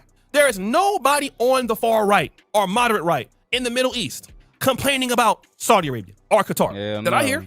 There's only one country or two maybe, but the one that I hear that people got a problem with, we all know which one that is. When you go in and you listen to the conversations about what's going on in geopolitics, it's never Saudi Arabia. Now, if you live in the Middle East, it might be about Saudi Arabia, but we all know who they're talking about. And what I'm gonna say is policing people and trying to force them into your agenda. What you guys don't understand is that you only make it worse. You're not making it better. The best thing that you can do is just not say anything. It's just the automatic best thing that you can do. Leave it alone. Because all that's happening right now in America, and then you're seeing these guys becoming more extreme by the day. I'm talking about, I'd never seen a day where I would see, let me say, anti-Semitism growing in America like it is now. It's growing to, I mean, I know they're changing the rules on it, but if you want to say like the heights, according to what you would see, I mean, people openly, content creators, like risking losing their YouTube channel, like the Hodge twins, Fresh and Fit. I mean, now you have guys who actually partly may have been demonetized for talking about Israel. And then now they're going to these alternative channels, okay? Talk about some of these things. And so, you know, when you look at what's going on with Tim URL, it's like, look, man, you already have chosen a side, and that's cool. But to come after Dave Chappelle, I think I know why. Let me read back here, okay? Here's what he said. Dave Chappelle offered a code phrase, watch or know, a phrase he would never say under normal conditions, so that if he ever said it, people would know he was being muzzled or controlled. That phrase, I stand with Israel. Okay, now we understand now. All right. There we go. All right. So all of the things that we're seeing right now is just to, you know, distract us while that part right there continues to occur. The purchasing of TikTok, people saying that they stand with certain countries and stuff like that in America now. This is all taking place in America. It has nothing to do with what we think it is. It's almost like 3-card money, you know. Let's keep going. So if we want to talk about free speech, then if you can't openly criticize any government without backlash, it's not free speech. And so these influencers are being paid a lot of money to stand on either side. Again, it's up to them. They do what they want to do. Brandon Tatum, Kirk, you have some people who are anti-Israel, and they're still getting paid too. If it's not, we're about to run that clip right now. Okay, so I appreciate him saying that. Shout out to O'Shea Duke Jackson. Make sure y'all sub up to his channel if you haven't already. Man. Yeah. So basically, he just gave it to you in that form or fashion. So now let's stem into this. This is the finale for me, and then after this, I'm getting the hell up out of here. Let's keep going. We just saw this video with Taraji P. Henson. We got that video? Yeah, it's just like the typical stupidity amongst black liberal women, man, and brainwashing people that look up to them, especially they're stars. People listen to them. Well, that's what I say. That's an infrastructure built to like just keep the black. Yeah, y'all got that video of Taraji? Yeah. Well, it's not paying me to do a PR stunt. You know, I just so happen to have incredible people that work with me. If you don't believe that we are in a fight today, you're sleeping under a rock. If you get hit and you lay down and you cry and you fold up in the corner, definitely you will not win the fight. We Fair use. show up to win. Our culture needs a lot of you young people in here to step up and stand out. There is nothing or no principality, power, division, devil can stop us when we're united. They can only get you when you're divided. When I see the American flag, I see us progressing to something that can be awesome and great. And if you don't plan on winning things, you might as well go on the day. Ladies and gentlemen, ladies, welcome back to another Officer Tatum show. Hey, I got a confession to make to you guys, and I don't like doing this, but I have to do it. It is true, I was sponsored by APAC, and it is true, I regret the interview. The funniest way to, you know, or the easiest way to get people off of, you know, something that has been alleged or noticeable is to make fun of it, you know, to make light of it. So in this situation, it does seem as if, you know, something's going on, but you're going to deny it through laughter. Psych, shut up. Y'all better stop playing with me. I just had to say that for the haters and make y'all mad. Some of y'all heart dropped out your chest. And some of y'all were excited because you thought I was a fraud. You should be ashamed of yourself. You watching my video and you were hoping that I was a fraud. Now, the truth is, of course, I'm not getting paid by no APAC. I ain't even heard of APAC until like this year. Most of y'all have never heard of APAC until this year. Probably So a lot nobody's of people paying me, haven't. You know, Israel is not paying me to do a PR stunt. You know, I just so happen to have incredible people that work with me. And Jordan, I got to give her all the credit because she was able to talk to people to get the interview going, and they agreed to it. I mean, literally, I was caught off guard by the interview. I didn't even know that we could get Benjamin Netanyahu. I think we knew a couple other people that we wanted to interview that, you know, is keen to the things that are going on in Israel. They can give a fair assessment because I feel like that most of the stuff that's out here is just complete lies, and people are deranged. Some of the people that I figured was my closest friends, not closest friends, because my friends are my friends. But people that follow me that I thought we were cool or whatever the case may be, and they literally mad because I interviewed Benjamin Netanyahu. Like what's wrong with interviewing the man? And I asked him the questions that people wanted me to ask him. I asked him about the accusations of genocide. He had an opportunity to explain. I asked him about Christians in Israel and Christians in Gaza. What about the Gazans who claim they're not going to leave? I asked him about the bombing of the church, the Catholic Church. And some of you guys are so crazy, not the ones who agree, but the haters are so crazy that you guys won't even listen to what he explained. When my wife listened to the interview, she was like, I was blown away. There was a lot of things that I didn't even know that had happened. And he explained a lot. Wow, I see this differently. Yeah, if you watch all of his interviews with other people, you'll see different questions that were asked. I only had 30 minutes to ask questions, so I only had a chance to get to about 5 questions. Now, I'll clear this rumor up too. But that's, I think the reason people are asking that though, bro, I think the reason people are asking that is because you're putting your community down. Right now, the biggest thing I've seen taking place amongst people like Andrew Tate, Hodge twins, all of the people that really have a heavy following, the Cartier family, Officer Tatum, all black men of America, you know, I'm going to say that they're all foundational black Americans, which mean that they have generational families that came from the South or, you know, through the South. They're all black people, basically. All right, shit. No other way to say it. You black, you from America, goddammit. You guys are spewing out this rhetoric and it's continuous, this black fatigue thing about how black people are this, black people are that, where, you know, we should stop talking about reparations. We should stop talking about slavery. None of us have directly been through those types of things. No one's targeting us.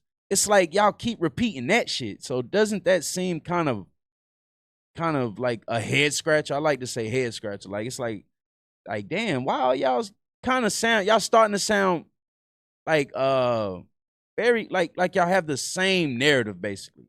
It's like y'all are all preaching the same narrative.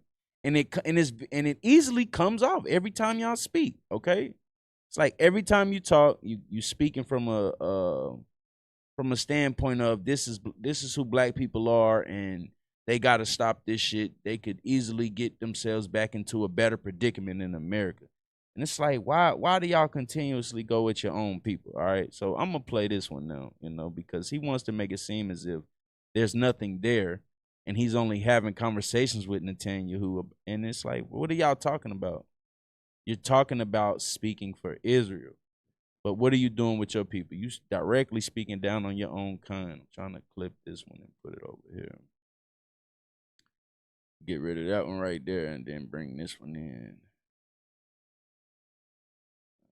I'm just doing this over on my other one, y'all. Nobody's over there watching, but we good. Let's keep going. This is crazy.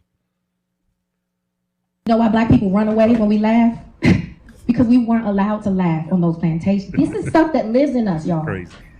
This ain't nothing new, y'all. That's why y'all I'll gonna hit the like button on they shit because I'm using this is a reference for talking points for fair use for educational and entertainment purposes. Let's keep going. what? Yeah, it lives in us. That doesn't just go away, like she said.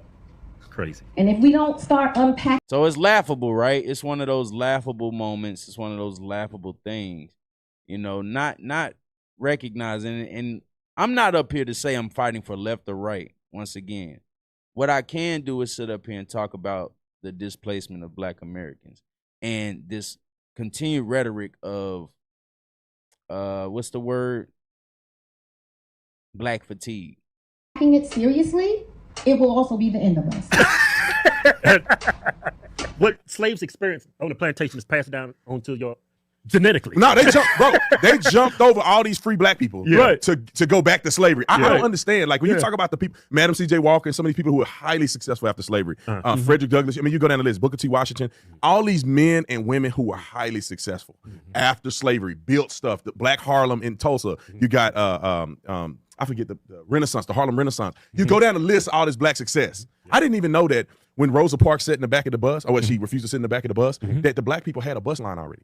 They were doing the same thing that Black Lives Matter is doing today. They would stage these controversial situations to get an agenda passed. I didn't know black people already had their own bus. I didn't know that either. Here's another thing. They wanted the white bus today is better. Right. Just like you can see them, they talk about it when they integrated schools. I forget the young lady. I should be ashamed of myself. It's the young girl that was escorted by the National Guard to school in Little Rock. Little Rock. Don't feel bad. I forget. Yeah, I forget. I can't. Now I got Google. I can look it up. Yeah. But the young girl in Little Rock, so she's a grown woman now. She gave her testimony how she used to be at a black school, and then she was suggested to go in the integrated school. They had black schools and black teachers that could teach black curriculum, but instead they were trying to go to white schools and integrate in white schools, and now they mad because they're. Who are they? He keep with the they. All right. Let me go back to my music I was playing. All right, I hear you with the they had this, they had that. Right. Black people did have those things, right? But how did they end up in a situation to where all that was taken from up under their feet then? So I don't think we're skipping shit. I think that's also a part of the history of black people in America, bro. I think that's also a part of it. I think that's also where black people get to, where they have to recognize that there was something standing in the way of black people succeeding in America. And it doesn't always have to be racism. It could be classism. All right. It could be about one class of black people not reaching the heights or the pinnacles of another class of people who may be from a different ethnic group. Okay. And we're not the majority in America. So I'm gonna have to say that this stems from the majority of Americans who plotted against black people. History is not replicated. So, these things to me, even Harriet Tubman, people never, I took Africana studies in college and I didn't know this until more recently. I did not know Harriet Tubman was married. Did you know she was married? Did you know her husband? Somebody actually married her? The pictures I saw of her, she was so up. She looked crazy in those pictures. So she was married. People think she was out on the plantation, get beat over the head, and then one night she. And man, who gave us all this black history? That's just like, shout out to all of the black foundational, Americans who took whatever, what they had to get where they was trying to go with this shit. Phoenix Rising in the building, Faith. Keep a shout out to y'all, man. Appreciate y'all pulling up. All right, so I understand that completely. Like, hey, black people, this definitely has to, damn, I forgot my train of thought. My bad, it threw me off. Let me play that back about 10 seconds. She was married? Did you know her husband? Somebody actually married her?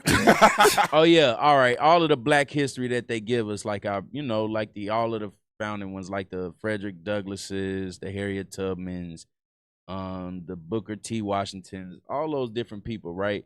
Like, I understand that those people did something that we all are capable of doing in America, right?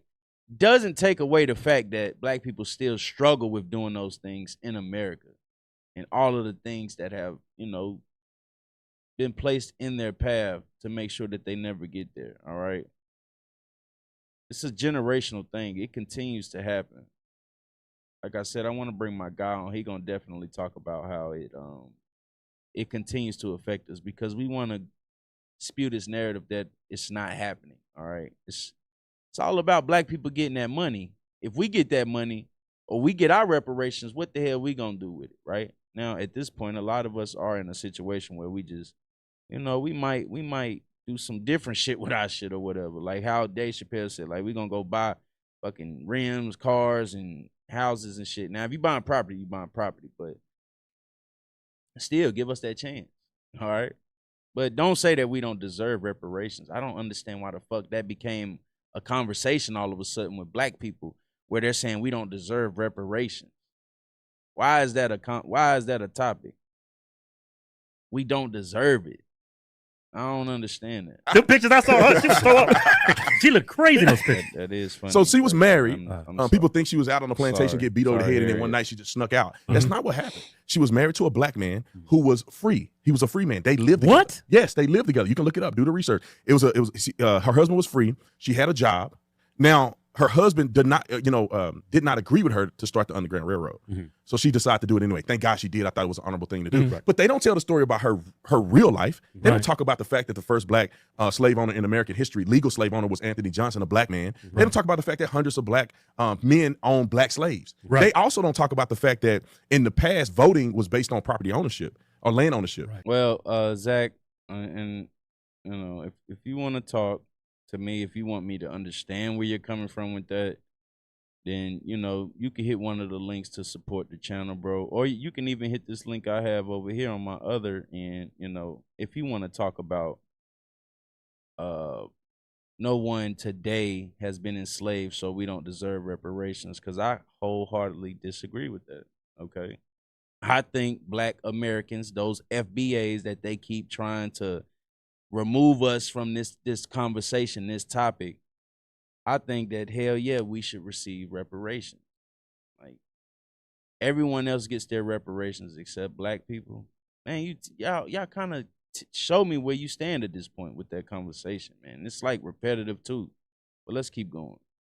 And a lot of black people own land and some white people didn't. And so Right. black people could vote when white people couldn't. Yeah. And then, of course, they removed the rights for blacks to vote and then gave it back. So people like this idiot that act like she know what happened on the plantation. They couldn't laugh on the plantation. So they act like she know, like she was there. Right. They laugh and they go out there and whoop 'em. You can't be laughing when you working.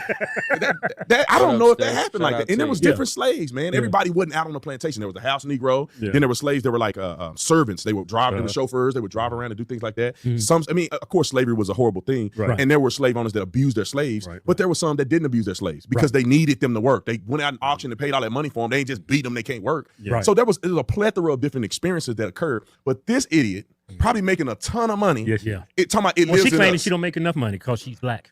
These people. This is what's wrong with with black people. Yeah, I know. Two things. One is unforgiveness. Because I'm a big believer in forgiving people. Look how he just it just flows like water for him at this point. Okay, there's something to it, people. There's a reason that this is a conversation.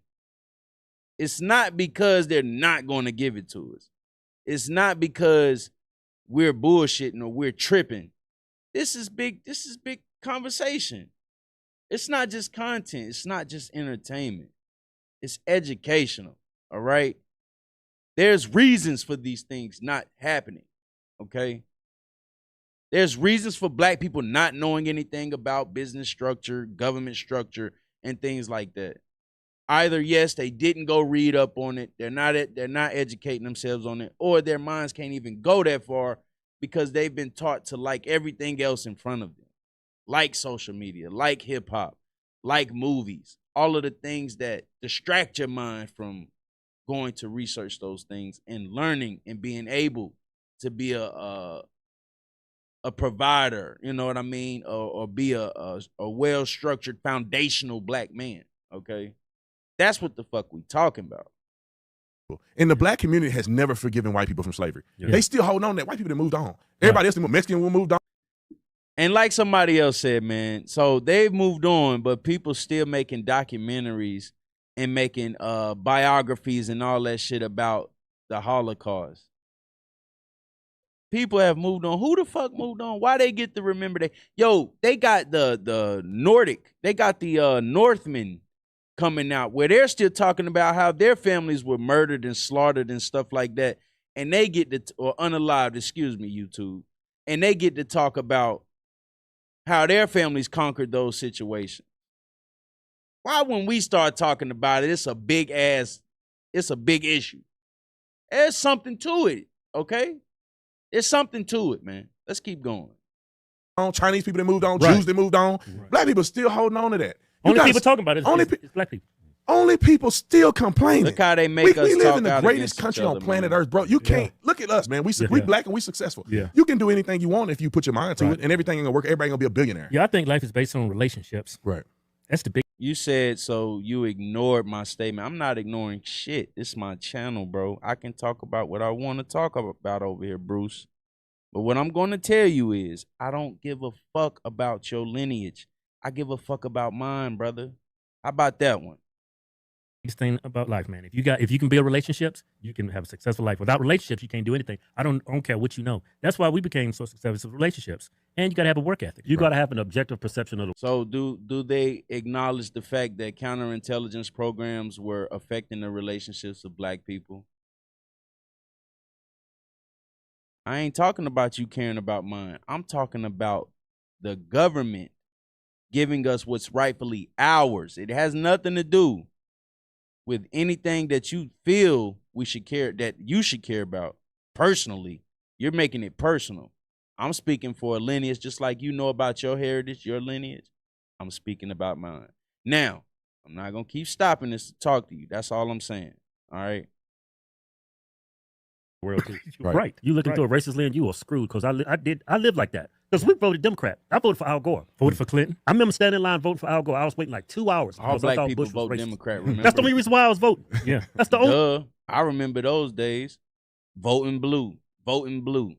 That's why I don't even like to get into the political side of things, because that is like a psychological operation as well, all right? That's like infiltration as well. The reason. Yeah. And I remember we got there, right? They said, you got an ID? So, yeah. See? He asked for ID. Calls him black. Did you tell your people that when they received their reparations, Zach? You said you don't deserve anything you haven't worked for. It's not personal. It's facts. Did you tell those people that? Would you go over there and tell those people that? Or are you just telling a black man that because you have the right? And I think a lot of times people feel like they get so comfortable with expressing themselves towards black people because we aren't in that, I'm not going to say a protected group, but I feel like it's like open range on black people, right? So a lot of people, they be in pure comfort mode when it come to talking about black people. It's easy as drinking water, all right? They can do that like any other, all right? They want to make it in that manner to say, hey, I can speak to you like this because I already see how fucked up your community is. That's how it be sounding to me, you know.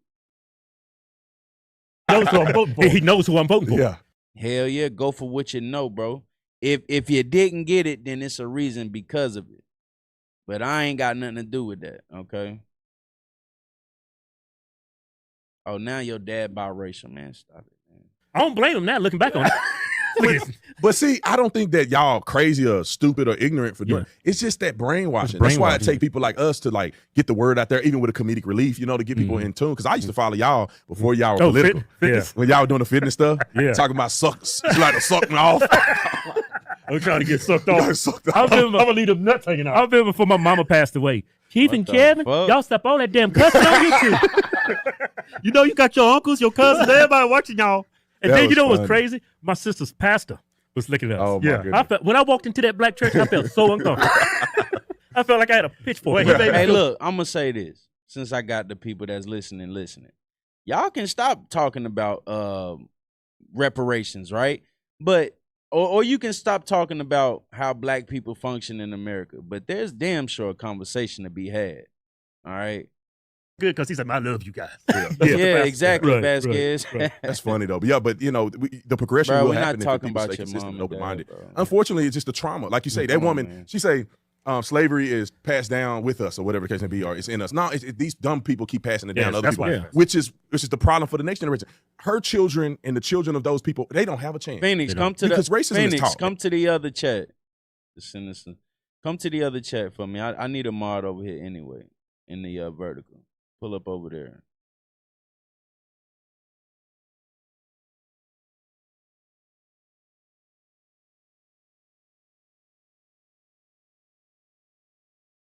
They don't understand. They get that. I think they just want to argue that shit down. And then they got some black men that just want to follow that. I wish I could put that up over here. I'm going to put it up over there, though. Most definitely. Because it's like, bro, why do y'all keep acting like we're not descendants of fucking slaves, bro? Why do y'all keep staring over that? When did that shit become cool, man? When did that become cool? All right? When did it become cool to say that we're no longer? That's like y'all completely washing away the history of slavery in America. To say that they don't deserve something that we for damn sure know that other colonies and other ethnicities, other cultures receive. Why would that even be a topic is what I'm trying to understand. Okay? Even if you mixed, bro, like, why would that even become something? Nobody's begging, bro. That's where y'all be kind of losing me, because nobody's begging. I'm not begging. I don't go nowhere begging for shit. I work for it. But we're gonna make it a topic of discussion because we have guys like this who they just completely talk about what black people aren't doing and aren't capable of, and we should be giving all of our fucking, they're like really for integration. They're not for segregation, They want to tell us to be individualists while everybody else thinks as groups. That's basically what's happening.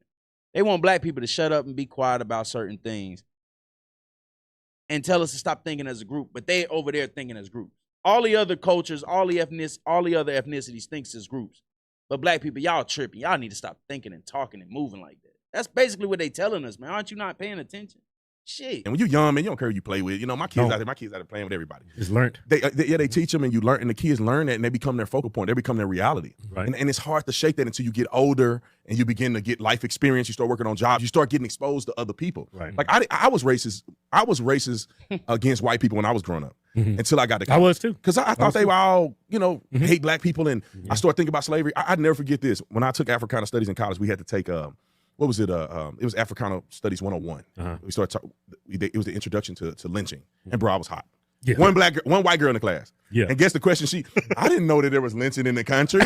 Every black person in there was like, heck no, man. Yeah. Your privilege that you don't know there was lynching in the country. Right. But after that, dude, I was infuriated. I hated white people. It made me hate white people more. And if I was you, I'd have got her number. I'd have gave her the black experience. hey, but that's something you mentioned that. I remember growing up, and my mama was really into anything that was about racism. I remember when Roots came out. Remember Roots? Yeah. We was watching Roots. You don't have to talk about wanting reparations or slavery or whatever, all right? But I am, okay? And I think it's very important that we remind people the same way other ethnicities remind people of their heritage and their former experiences in a country, okay? So, yeah. Let's keep going. Keep them, look at them. Look at the white people. Look what they do to us. They blue-eyed devils. Look at them. Yeah. That's a devil right there. Yeah. I remember, and I would go to school after watching that. but I understand where my mom was coming from because she was traumatized. She grew up in the Jim Crow South. See, that's another thing, man. People be talking from a standpoint of ignorance. You said descendants, not the slave part of my family was slave. You don't ever ask me. You said something about Africa. You said take up reparations with Africa. It's their fault. Don't you think that the enemy would tell us that it's another person's fault for some shit they did? See, you're already displaced, all right? You're already talking crazy when you say shit like that. Africa may have done what they did, right? But they weren't the ones that enslaved American indigenous black men in America. That's what we're talking about, bro. We're talking about the American Negro, the black man. That's what we talking about. We're not talking about Africans, bro. At least I'm not. Okay? I'm talking about I'm talking about the Negro black man of America. Let's keep going, man. Shit. So I hated white people. I liked the women though. But I couldn't stand white people, man. And then, but I started getting some white friends, and it was crazy. Like I had white friends, black friends. Like white friends, we playing kickball. You know, we out there playing baseball and stuff, right? Then I hung out. Yeah, then we let's go for a merry-go-round, right? Then I got some black friends, and we just walking the streets. We just walking. I said, where y'all going, man? We just walking. We walking, right? And then we was walking, say, man, let's go hit the store over there. So they walk in, and all of us, well, not me, I was just standing there. As soon as we walked in, all the black people scattered like roaches, like somebody turned the light on, right? And I was like, what everybody doing, man? I go around the corner, they just steal it. They steal it, right? I was like, hey, man, then they run out. And then it was an Asian guy that had the store. He was calling us all kinds of You can't blame him. Right? So we go running off of the streets, and they eating all these chips and candy. I say, hey, man, let me get some. He said, man, get your own, man. But that was my experience with, like, my black friends. I remember one day after basketball practice, the point guard of the team robbed me at gunpoint. They put a gun on us. Put a gun on us. This in 6th grade. Hell yeah, black people out here doing fucked up shit to people. I mean, to each other, excuse me, all right? So that's expected when we have been placed in these what they call them, those concentration camps out of slavery. We've been placed in these places where we have to adapt to the environment now, you know, because we were displaced. But you want to keep talking about Ireland, bro, man. Ain't nobody talking about Ireland. I don't know what's wrong. That's insane. We was going to he was a 6th grader? Yeah, we was in like 6th grade. He was in middle school. Yeah, middle school. Was he high school? He was in 6th grade. No, he was in 6th with grade. A gun. Right? We going to practice. That's insane. Yeah, comes up to 6th us, stick graders his gun got up, Kevin comes like, hey, give me some money, man. I ain't got no money. Remember, they people, who's a liar? Man, get your ass out of here, bro. Y'all be really with the, like, I'm going to give you 5 minutes for calling me a liar. Because I don't even know what the fuck I lied about. You just going to say, liar, and you spelt it wrong, too. Poor as hell. You a fool if you wrong.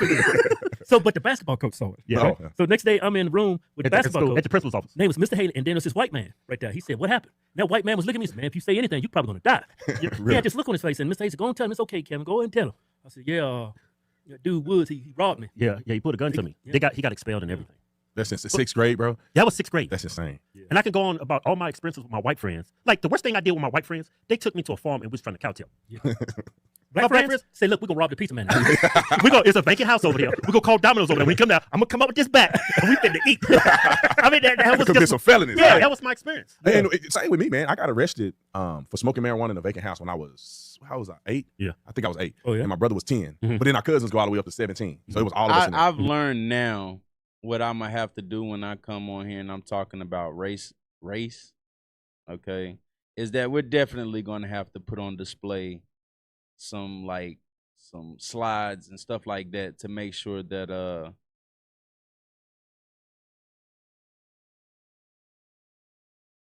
to show the things that I'm referring to when it comes to racism and a lot of other things that are affecting Black Americans every day, all right?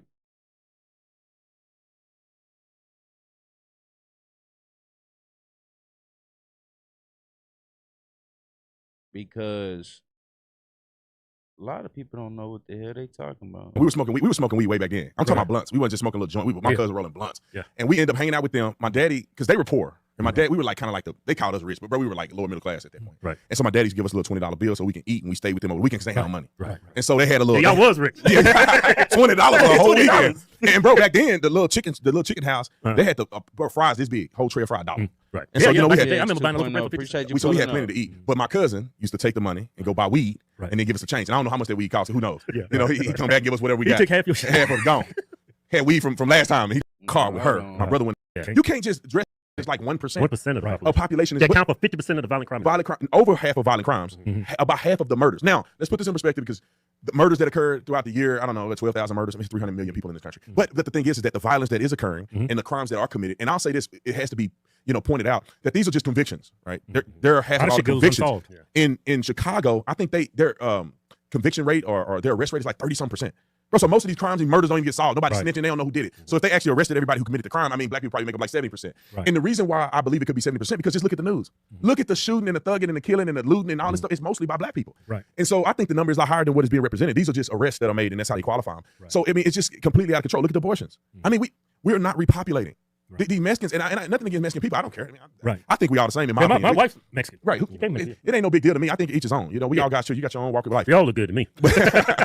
But at the end of the day, man, these other people are coming over here and they getting theirs. And they're probably, you think they having They're not making excuses. Yeah. No, they got 4, 5, 6 kids, about 15 of them live in a house. They making their way, and black people still complaining and killing their babies and having abortions and murdering each other, going to prison, not educated. Let me say this. We can't make it like That's that. why I say it's not ignorance. It's just at this point it's stupid. Let me say this. That's like both our wives are from Mexico, right? Yeah. They're American citizens now. They're American citizens. They're legit now. They're legit. But it's just a different culture. Black culture is so just so horrible. But like a Mexican culture, like I go into Mexican neighborhoods, you'll see a 65-year-old man, old man, Mexican guy, Latino, I should say, and he's pushing a cart selling ice cream at that age. Like I'm having a house built. Who's building it? Who's out there building it? I see nothing but Latinos. It's just a different culture. That's why they can come here, not speak the language, and still thrive in this country. And black people don't even realize that. They're at the bottom. Illegal immigrants are doing better than them. And they don't speak the language, but it's the white man's fault.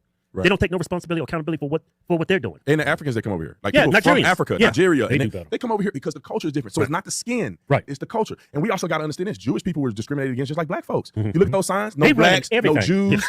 Yeah. They own everything. Right. And like this is where I feel like this is what makes me mad. You say that people So get doesn't that it. raise It's the eyebrows? truth, right? Wouldn't that raise eyebrows though? Is that they own everything, right? But why aren't black people able to get in on that? All right. Even when they get to a point where they start, changing their family's wealth.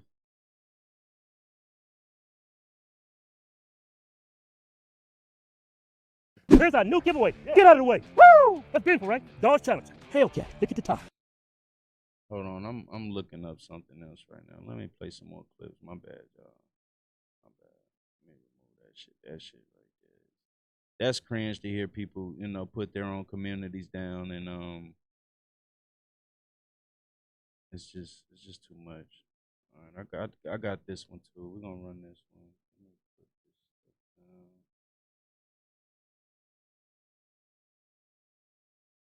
down. Stop sharing that. Let's run this one. I've seen this With the knife. So this is a lot of people are talking about this right now with the guy. I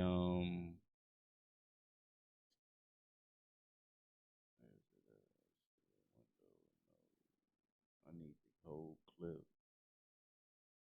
What's the name of this one? This is Twitter. Yeah, this is X. Oh, there you go. All right. Share with the audio. Put that up there. All right. This one is about a kid. And so a lot of people are making this a big conversation right now. But once again, black man, dreadlocks, yada, yada, yada. All right. He stood up with me on top of him. Just stood up and threw me 10, 15 feet across the room and went after her. Dean Tipton says December 7th, 2015 is a night that changed his life. He says his children woke him up. He then found a man attacking his children. And when I got that could be true, Zach. You could be right on that, right? But why don't they understand that money should be used as a tool instead of something to be used as instant gratification? got to the top of the stairs, he attacked me. He come at me with a knife. The night took a tragic turn with the loss of a life, his 6-year-old son, Logan.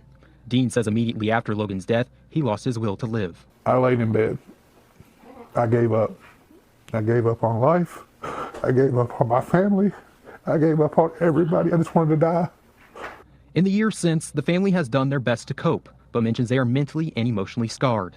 And they are hurt that Ronald DeSantis will no longer be behind bars. Everybody deserves a fighting chance to have justice for them, and it's not. I've had my talks with God, because I'm not afraid to tell you all. I told the court, if I ever cross paths with him, I will kill the man. I will kill him where he stands. Yeah, I see people are making this a topic of discussion right now, saying that this will cause a race war. So the race war is definitely, or don't know if it, look it up, research it. Yeah, systematic racism is real, man. I don't know why that's why I said I'm not really into proving to people that these things aren't real anymore. I'm really just speaking for me and for my society, because they're trying their hardest, and then people are even falling for that shit. Like, they really want to say that we're tripping. We're the ones tripping when it comes to what we see. Doesn't mean that it ends up in it. It doesn't mean that black people aren't doing the things that you're saying they're doing. That's not what it's about. What it's about is the fact that black people have been targeted. And so now this is the results. I've already said that. Someone created this society, this culture of black people that we see in front of us now. And so you have everyone complaining about it, right? People complain about that. But they're not going to talk about the reasons black people are in the predicaments they're in. They're not going to talk about what led up to that. They're only going to talk about what they see currently in America with black people. So that's where it becomes a big issue for me, because it's like, well, damn, if we're skipping over shit where black people succeeded and changed the trajectory of their families, then how the hell y'all gonna skip over the problem, the cause, the root of why black people are the way that they are in America? That's where it kind of gets to a point where it's like, oh, so you don't want to blame. You want us to take the blame for all this shit. And that's the question. That was my question for today. We're just going to blame black people, right? You know, nobody else takes accountability for their shit, but y'all want black people to take accountability for their shit, right? That's it, right? That's where we at this point with it, correct? Democrats. Well, then that also means that someone else has a hand in it, correct? You're basically saying that our government is the reason we're in that predicament as well, then, correct? Make sure y'all hitting the like button, man. We got 125 likes. Let's get up to 200 likes, man. Let's see here. Let's see. Where's my other? I think I'm gonna snatch this one real quick and go to what's currently being talked about right now.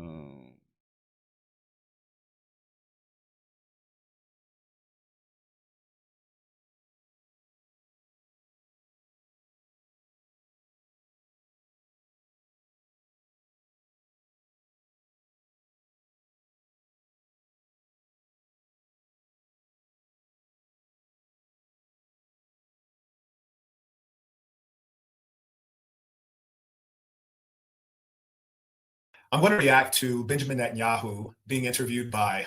Fair use. Got plenty of clips of this shit. This shit ain't no bullshit, man. This is what's going on. Educational, information, and entertainment purposes. Hit the like button. This is the Saint.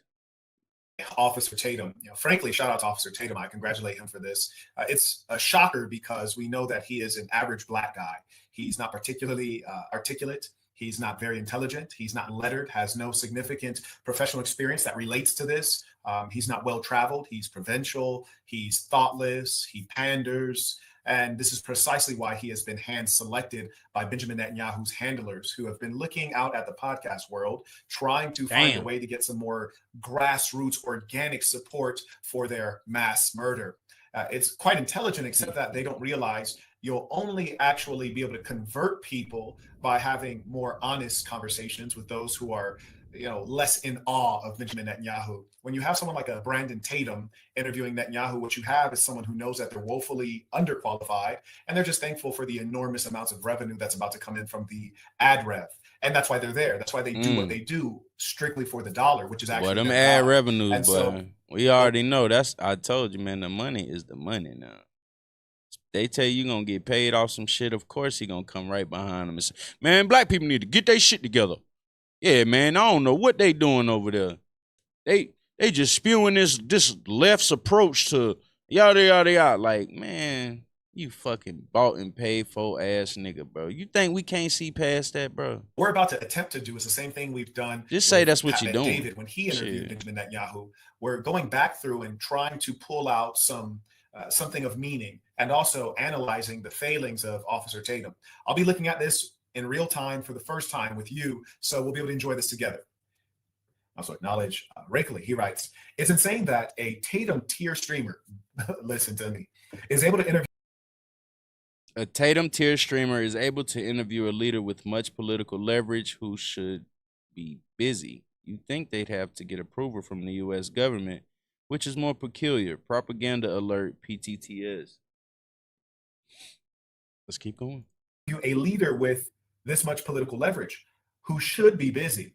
You'd think they'd have to get approval from the US government, which is more peculiar. Propaganda alert, peace to the saints. Oh yeah, there's a plan and a plot and a script, no doubt. And when they're dealing with an officer Fakums, they know what he's going to say. I mean, in some cases, I wouldn't be surprised if they gave him a script, but they know that there's very much so a box that they're going to stay within. So there will be no surprises. He's already said, hey, I went to Israel and I was just so smitten with Israel. Anyways, may I acknowledge, ABCD writes, do you think, like many others, can set up a one-on-one interview with? Hey, I remember my guy. I remember the guy I watched, Bro Sanchez, talking about that. Like, you know, when there's certain topics that, of course, you would have a different approach to a conversation in a situation like that with Bibi Netanyahu and Officer Tatum, you would expect it to go a little bit different, right?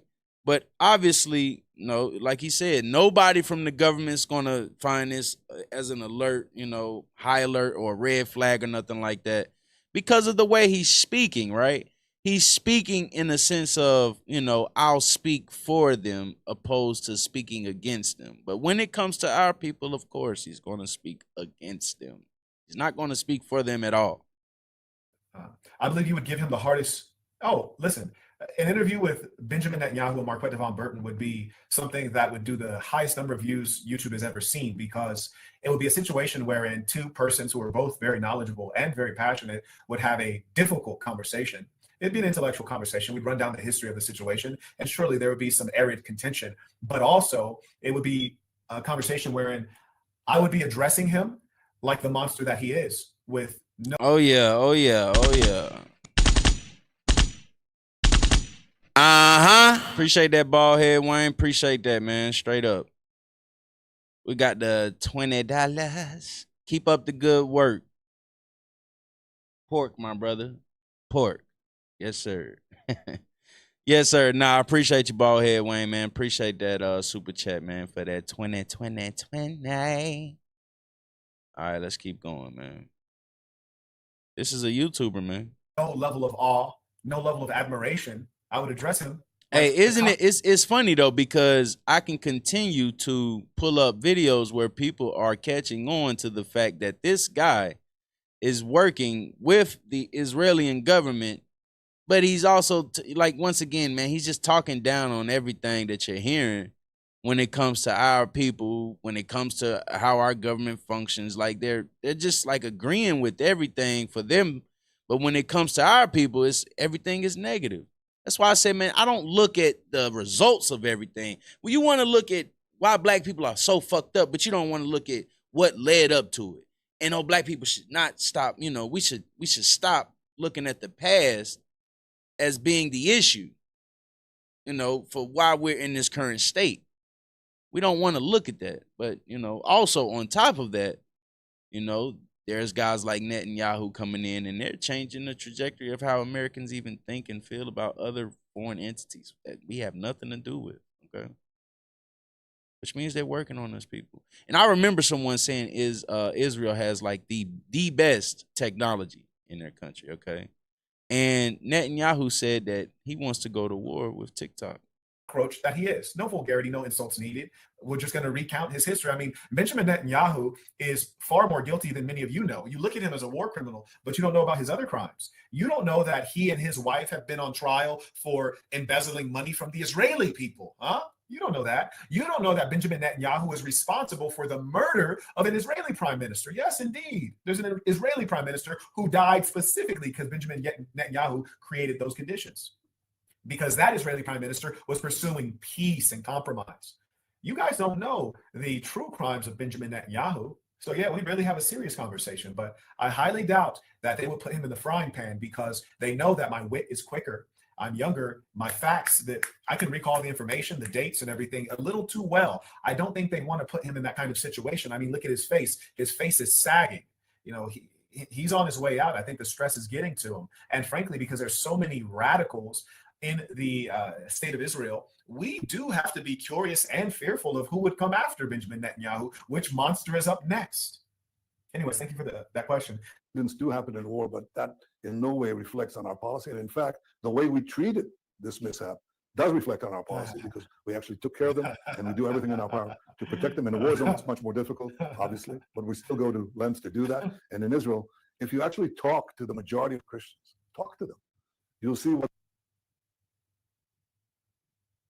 So I'll definitely, and I planned on creating like my own edit, like make a video about a lot of the things that I have been speaking about recently with the Bibi Netanyahu, with the black fatigue, because a lot of these things kind of like go hand in hand. You know, I just have to find a way to piece it all together. That way I could speak from my standpoint on my own video per se, because like this, I'm kind of doing it on the fly. I'm aware of what's taking place, right?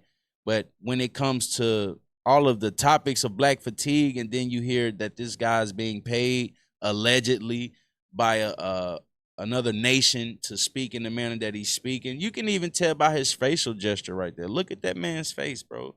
Does that man looks compromised, in my opinion. That's my fucking opinion about it too. He doesn't look like he's speaking from a standpoint of wanting to speak like that. He looks like he has to do it. There's no other way. Okay. What they say Israel is the only place where we're respected and protected. Bro, stop it. You knock it off. I can attest to that. He said black people are respected, or black nationalists. Okay. This is weird. As a Oh! 2 weeks there with the church. You're not here to testify, dummy boy. You're here to challenge. You're here to question. You're here to investigate. You're here to be a journalist. You're not here to testify. This boy can't help but start bootlicking. We had an incredible time.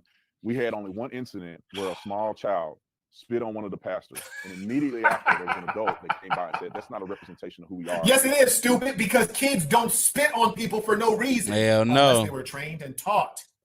So that was an excellent representation. As a child, I never spit on anyone, never crossed my mind to spit on anyone because I wasn't taught. In fact, I was taught the opposite, that spitting is filthy, spitting is disrespectful. You don't even spit on the ground.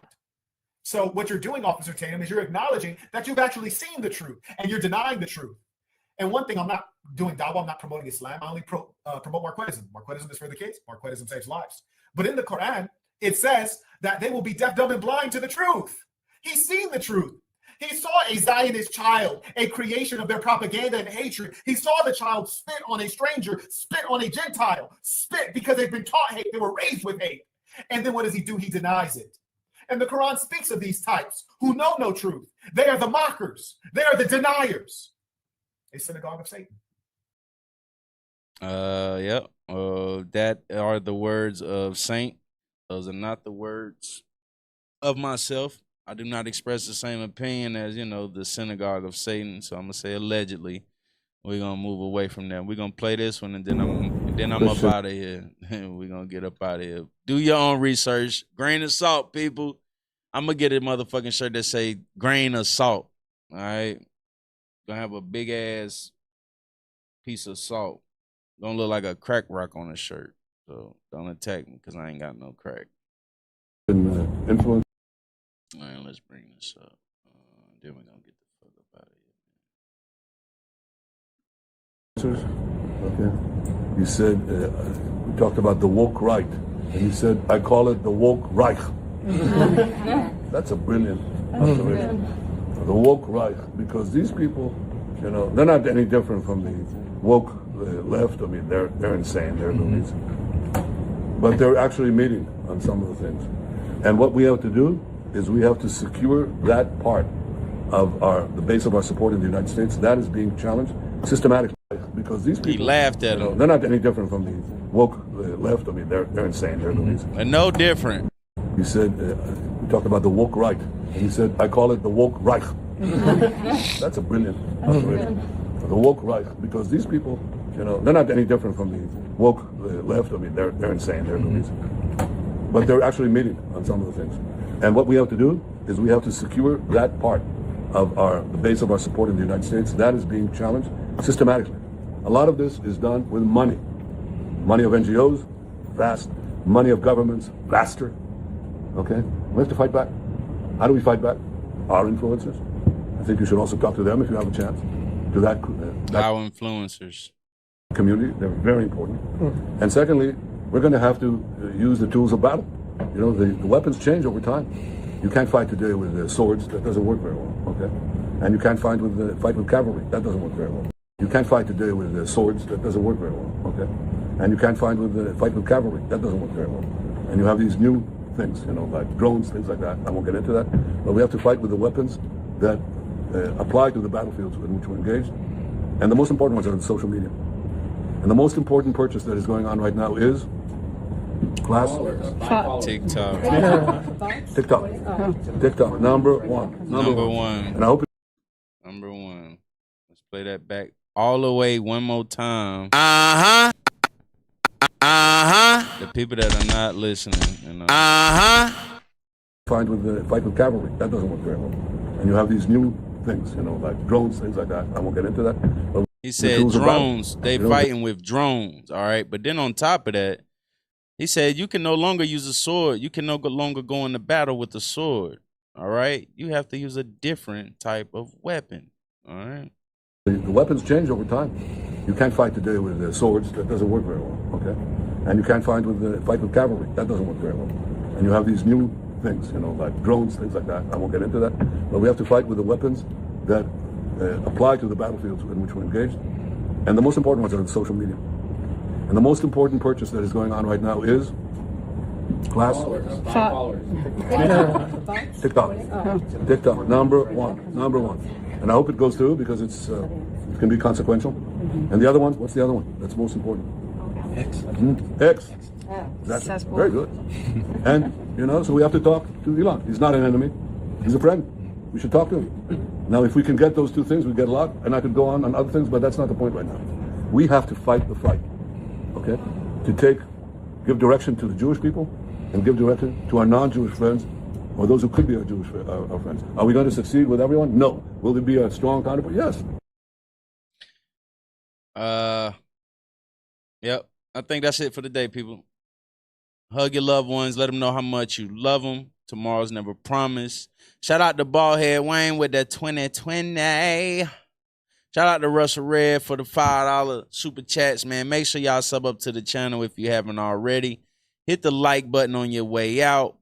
On top of that, man, we do have memberships. If you would like to get a membership, I think let's see if I can put that in the chat. Let me see if they'll pull that up. Let's see if they'll pull up my bot. My bot don't never be working in my chat.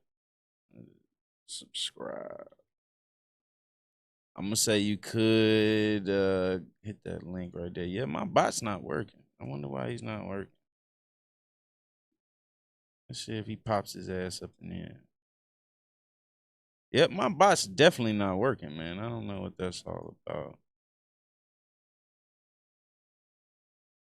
Appreciate that, Blur Collector. I really appreciate that, man. That's what's up, yo. Straight up.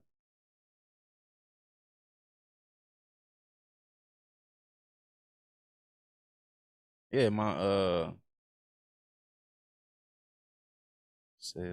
salute my brother. Yeah, appreciate you, Baldhead Wayne, man. Most definitely, bro. For your continued support, man. You're always rocking out with me, man. Appreciate that. Who else? Shout out to all of the people, all of my mods in the chat, all of the people that have continued to rock out with me, man. It's a blessing and, you know, it's a blessing and a curse, man, because, you know, when you do start talking to people, of course, they're going to start talking back.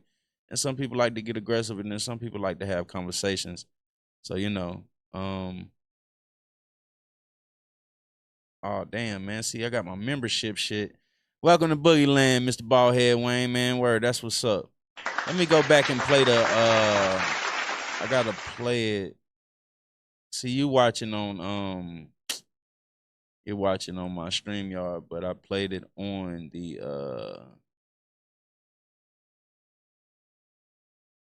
my vertical live as well. But appreciate you membering up to the channel as well, Mr. Baldhead Wayne. Thank you for that, man. Yeah, so like I said, man, I gotta get me a manager over here so that we can start clipping up things. We can start rolling out the product line, the merchandise or whatever. That way we can get this shit rolling over here, man. Get it popping, man. For real, for real. Shout out to you, Ballhead Wayne. Straight up, bro. That's what's up. That's what I'm talking about. Uh-huh. All right. Other than that, it's your boy L Boogie Reacts. We up out of here, man. Until next time, man. Salute to y'all. Keep on keeping on, people.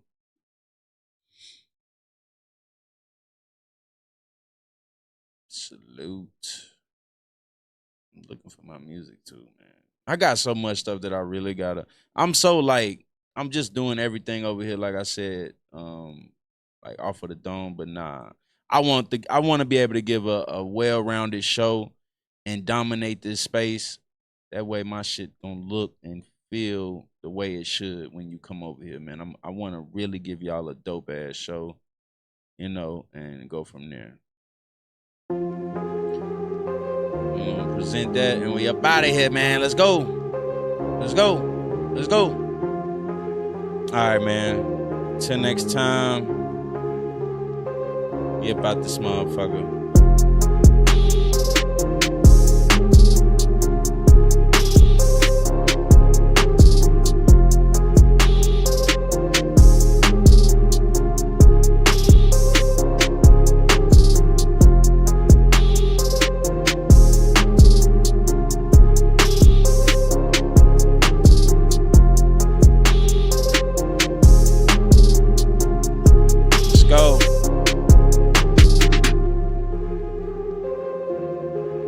We're gonna get this shit rolling, man. It's gonna look way, way better. Working on it.